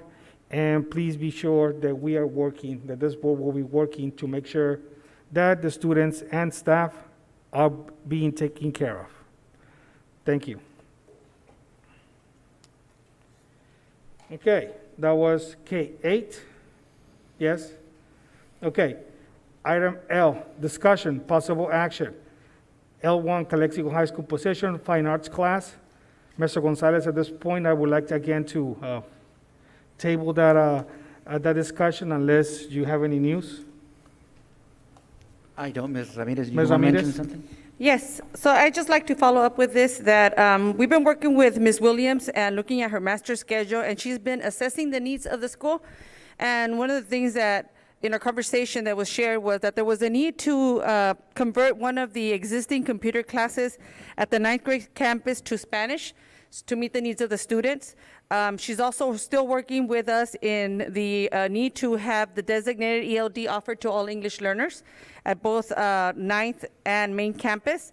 They also converted or looking into converting some history classes to Mexican American history class. And so if the need arises to add additional fine art classes or convert other classes to fine arts, she will look into it. So we have had that discussion. Thank you. And also, I think we spoke about the ELD classes. We had a presentation regarding that. Yes, we did. We had a presentation about 2 board meetings ago. Okay, so we need to be working on that because that's something that needs to get done. So, Yes, and we have been working with CDE. Okay. And the recommendation that they gave was if we train our teachers so that during their language arts class, they add an ELD component with a supplemental program and we provide training for them and planning time, that will work.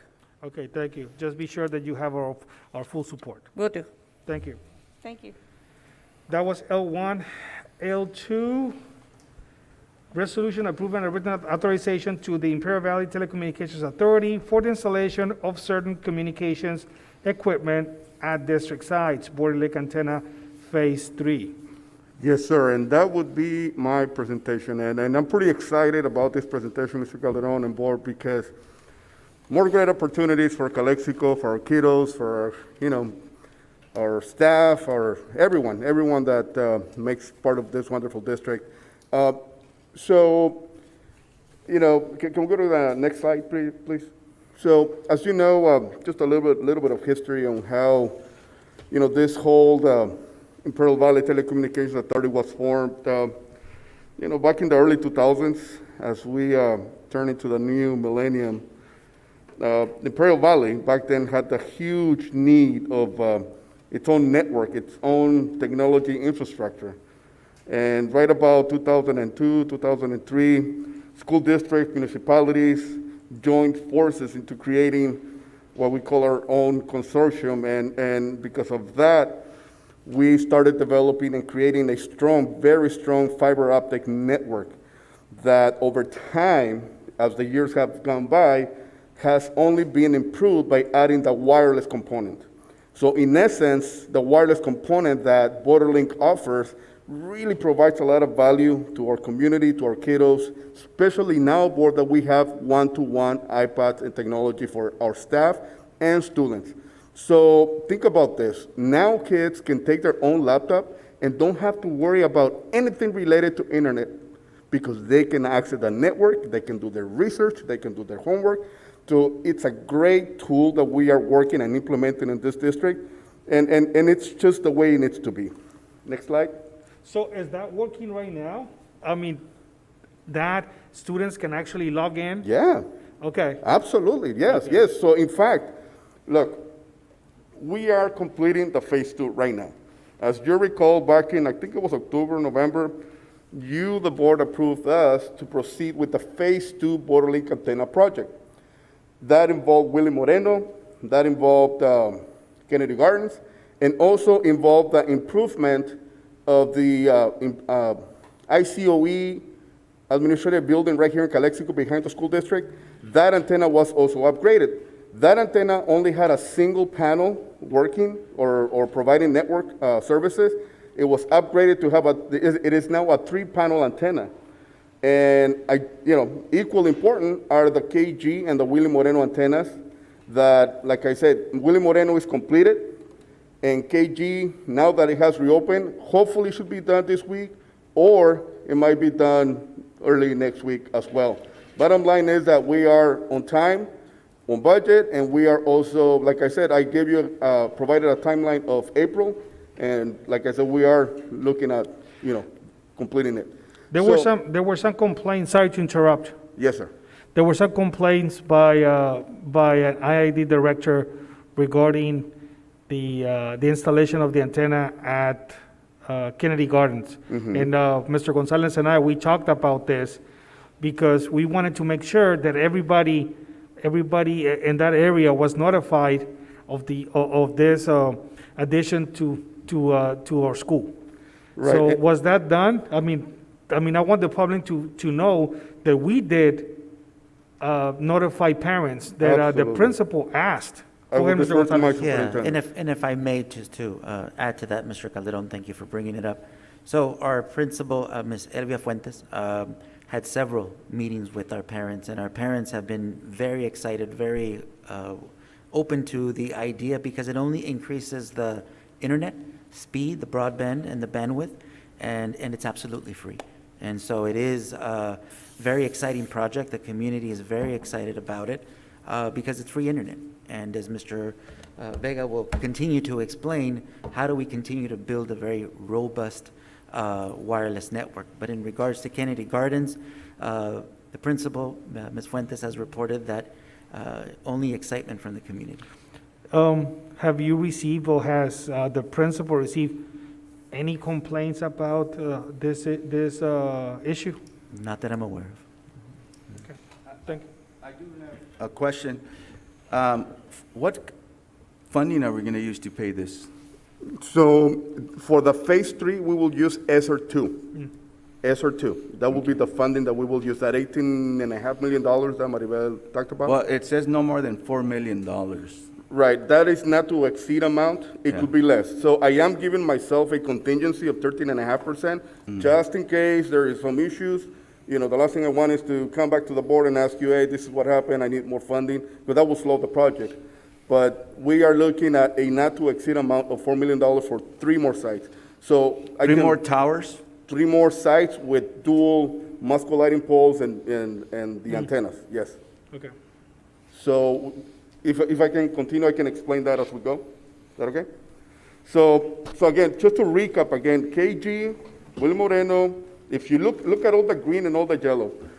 Green and yellow means good connectivity, good network reach. The darker, if you get into the purple, if you get into the darker color, which is pretty close to where the schools and the antennas are, William Moreno, KG, and by the district office, that's the strongest network signal that we have. But in order for us to function, the yellow, the green is adequate. That provides adequate network services for our kiddos and for staff. Okay? Next. As we move into the phase 3, look at the greener and look at the darker purple, the bluish. That expands even more. So our signal, once we complete our phase 3, that will be the last phase. That's going to provide all the internet, all the bandwidth, all the networking services that we need to continue our one-to-one functions. And again, we are now looking at Cesar Chavez, we're now looking at Rockwood, and we are not looking at Mains. That's what we are looking to propose. That's what the County Office of Ed has recommended, and that's what we are here discussing, and as a possible action item. Any questions regarding this slide? All right, can we go to the next? All right, so just to give you a brief summary of every site that is being proposed and where we are proposing to install the antennas. Remember, it's 2 muscle lighting poles that we're looking at, all right? That's where the antenna, that's where the actual antennas are going to be located. That is Main Street, and the way they are placed is to provide the maximum lighting efficiency for that field during the early morning or late at night or whenever, you know, the lights are needed. So it does require, like the other projects, Division of the State Architect approval, and it's an interagency collaboration between ICOE, the architect, and us. Now, remember, we, the district, are in charge of installing the lighting poles. You know, the lighting poles where the antennas are going to be placed. ICOE takes care of the antennas and the installation of them. But we have to run all the power, we have to run all the services, and we have to provide the lighting poles at each and every site that we are now recommending. Next. That is Rockwood. If you are looking at the top where it says Rockwood Elementary, that's Highway 98. So again, we are proposing to place both muscle lighting poles, you know, facing toward the school, facing south. Next. Cesar Chavez, again, this, you know, now our new renovated playground will have plenty of lighting, and again, we are proposing to place those antennas facing, let me see, what is that, east? So, yes, east. It's west. Is it west? No. West, yeah. They're facing east. East, right, yeah.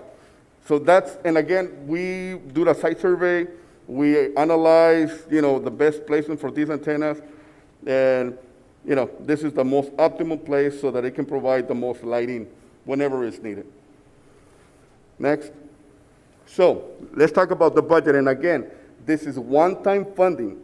This is Esser Funding, all right? It's part of the second apportionment of Esser funds that we are receiving, $18.5 million. So this is a budget that takes into account a contingency just in case, you know, we need additional funds for whatever reason, all right? And it gives you a detailed explanation on what is it that we need to do. I do ask, and I do need, obviously, the architect, our architect of record right now, which is Sanders Inc., and I also need School Site Solutions to help me with the CEQA component of it. I have to say the school site solutions for KG and for Willie Moreno, they did that out of the goodness of their heart. All right, they help us out with that, part of the project, but now I don't think it's fair. I think we need to compensate them for their services, but they will be in charge of coordinating all the testing for those 3 sites. So in all, that's the budget. That's what we're looking at. I can almost assure you it's going to be less than that. I can almost tell you, but just in case, I do add a contingency. Yes, sir. The soils testing right here at Cesar Chavez, there needs to be another soils testing Yes. done here? Yes, for every site, because remember, lighting, and this is something I learned recently through the Cash Academy, lighting also pollutes. If you don't do the proper placement of the lighting, if it's facing too much upwards or too much to the side, it can bother neighbors. I mean, there's a lot of testing that we need to do. So yes, it does require testing. Any more questions on that? Next slide. All right, so if you approve this project tonight, remember, it's a discussion, possible action. This is what we need to do first. This is what I will do next week. The first thing that I need to do is let ICOE know that the project has been approved by the board so that they can start procuring the purchase of the panels for the next 3 sites. The purchase for the panels, there are delays in fabrication. Okay, right after get-go, I can tell you that that's going to take time to get. So we need to get going on that. Next, we need to start preparing all the RFPs for all the soils and surveys that we need to conduct and special testing requirements. That has to be so that in order to prepare the site, we have to go through that. And again, this is related to CEQA. Then, once we get to that, then we have to have also Jimmy start working on the architectural planning and design and engineering along with ICOE. ICOE and Jimmy Sanders and his team work together in making sure that the site is ready for the panels and for the Musco lighting poles. Again, the vision of the state architect is required. There is no way around it. We have to go through this process. So look, overall, you're looking at March 30th of 2022 before we are completed. All right, if you approve tonight. Any questions, comments, concerns, anything? Well, No questions. May I proceed then with this project? well, I move think this is a great way to spend those funds.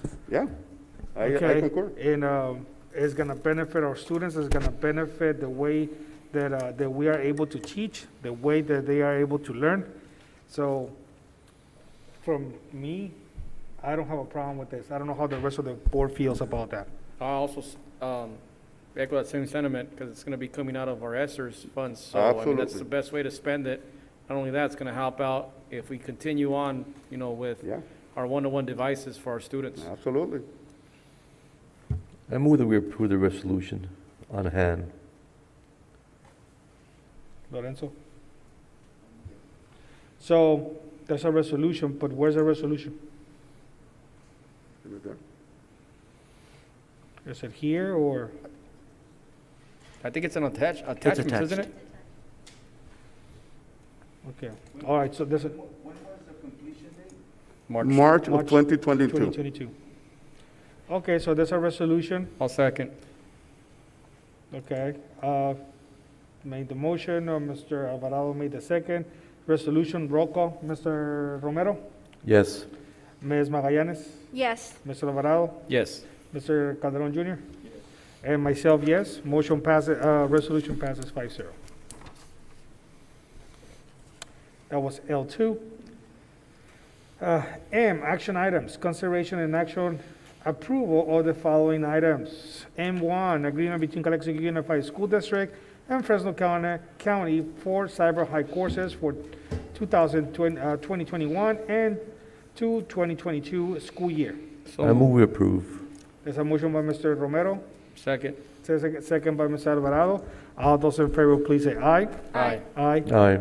Motion passes 5-0. M2, agreement between Calexico Unified School District and Hardline Inspection Services to provide DSA certified inspector services for Measure Q and other various facilities project. Before, Mr. Vega, other various facilities projects, that leaves a lot of room for a lot of spending. So what do you mean by other various facilities projects? So let me give an example. So we need dual. As we start working on the parking lot, dual is going to need an inspector record.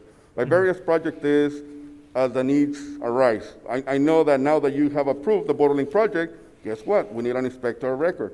So this just gives me the flexibility to use the inspector record that we have right now for those particular projects. Thus far, those are the only two projects that I will be needing Mr. Hartline for, in addition to Measure Q, when, you know.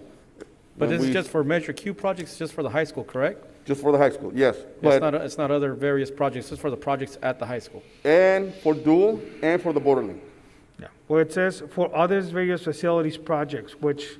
It's open to whatever, let's say that there is some additional construction project that we can do with Esser funds a year down the road, and we need an inspector record, I should be able to use Mr. Hotline for that.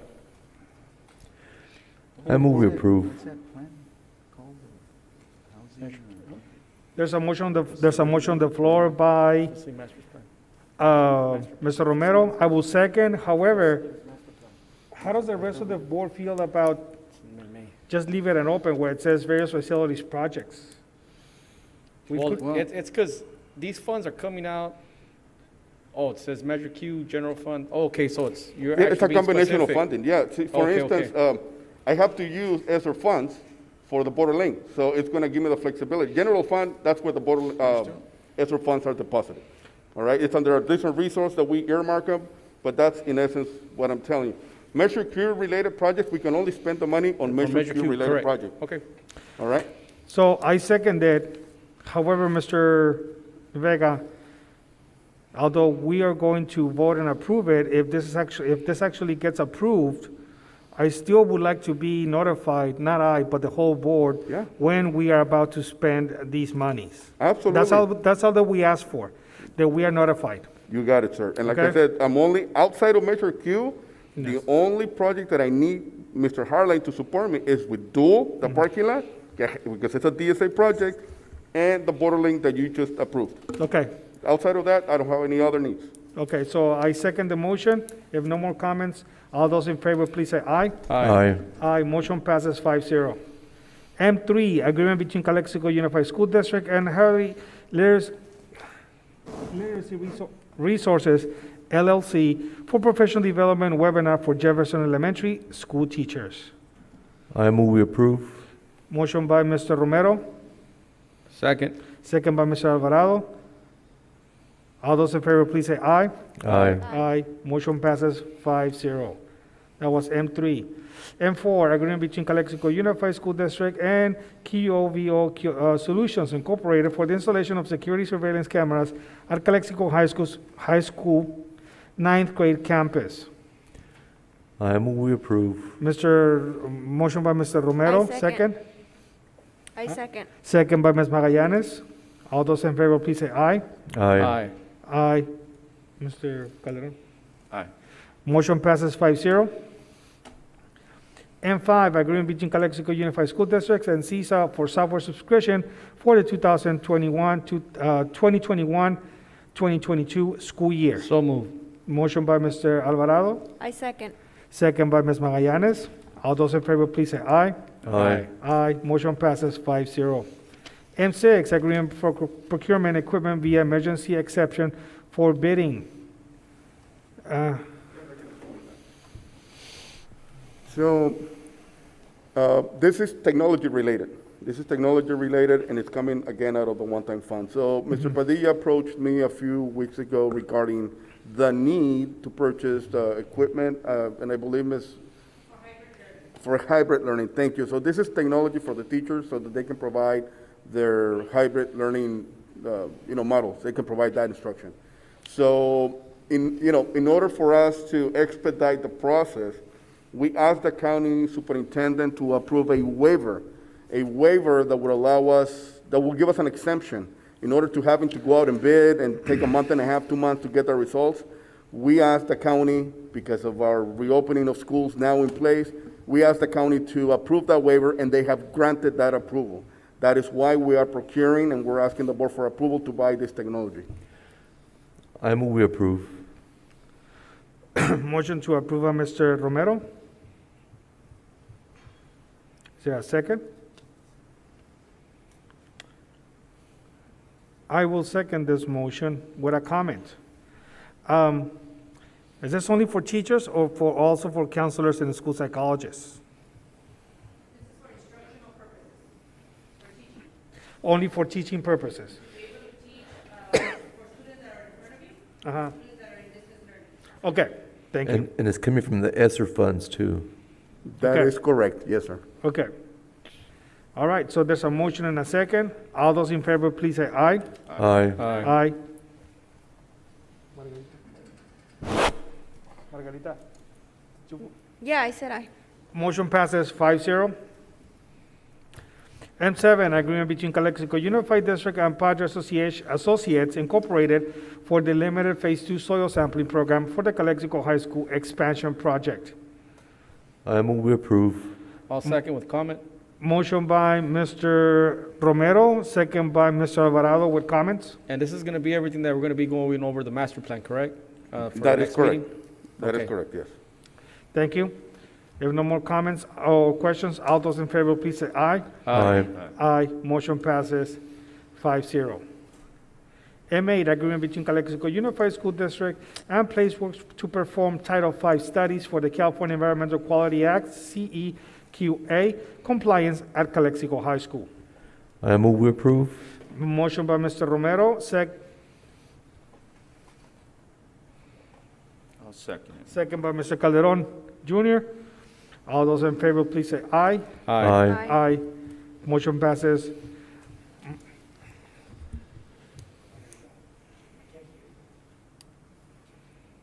Okay. Motion passes 5-0. M9, lease agreement between Calexico Unified School District and Jian Chinese Food Incorporated for the rental of the temporary kitchen for the Food Services Department. I move we approve. There's a motion on the floor by Mr. Romero. Is there a second?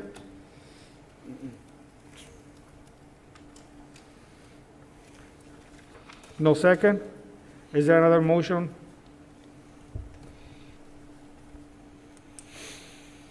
There's no other motion. So at this point, if there's no action on this item. M10, hold on.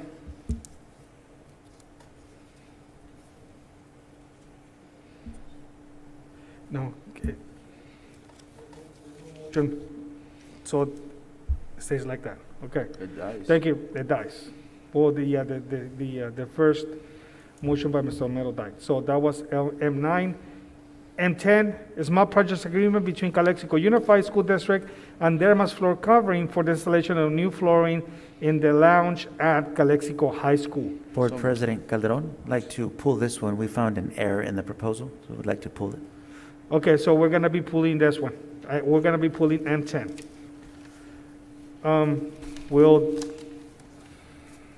Is this in the lounge? Okay, when are we gonna? We'll bring it back for the next board meeting. Okay, Mr. Gonzalez wants to pull this one because of an issue with the item.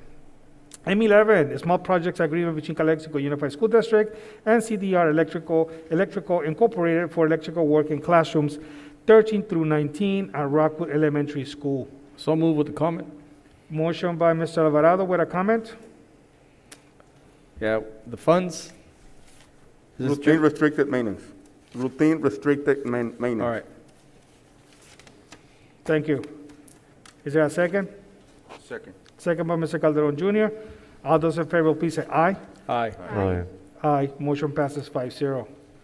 M12, award of request for proposal number 2021-02, contract for emergency repairs and on-call HVAC repairs. I move to approve. There's a motion on the floor by Mr. Romero. Is there a second? Second, who's the company, just for the record? There's a second by Mr. Calderon Jr. with comments. We are recommending VIX to provide preventive maintenance, emergency repairs, and on-call repairs. No replacement. We are preparing a plan to bring forward next month for replacement purposes of HVAC units. And what's the contract amount? The Up to- contract, it's a 3-year agreement that we're asking. Up to 90. Can't see that far. So 96. for every time, 96,000. let's say that we have repairs, which I find that hard to believe, but for every time that we call, we cannot exceed, $90,000, whatever the amount. I think that's what it 90 says. something, yeah. Yes. can't see. Isn't it 70? For preventive maintenance, that is what they are charging us for the preventive maintenance. But for on-call or emergency repairs, every time that we call them, we cannot exceed that amount And you said this is for 3 years? for 3 years. If we decide to call them, If we decide to call them, yes. okay. So, Go go ahead, I second it, correct? yes. Yeah. I will also I would like to make an explanation real quick about this.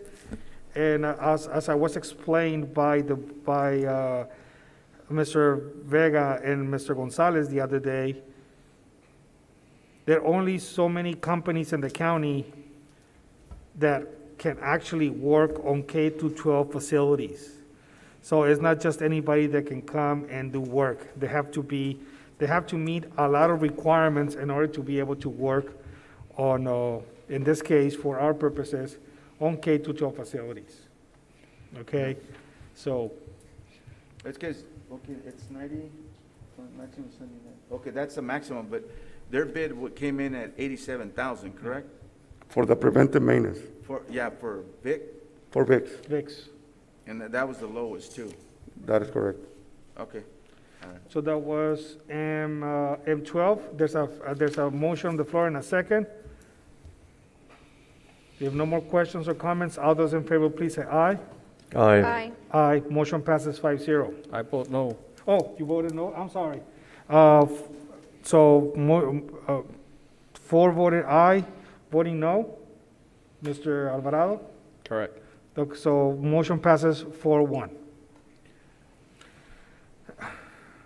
M13, declaration of need for fully qualified educators for the 2021-2022 school year.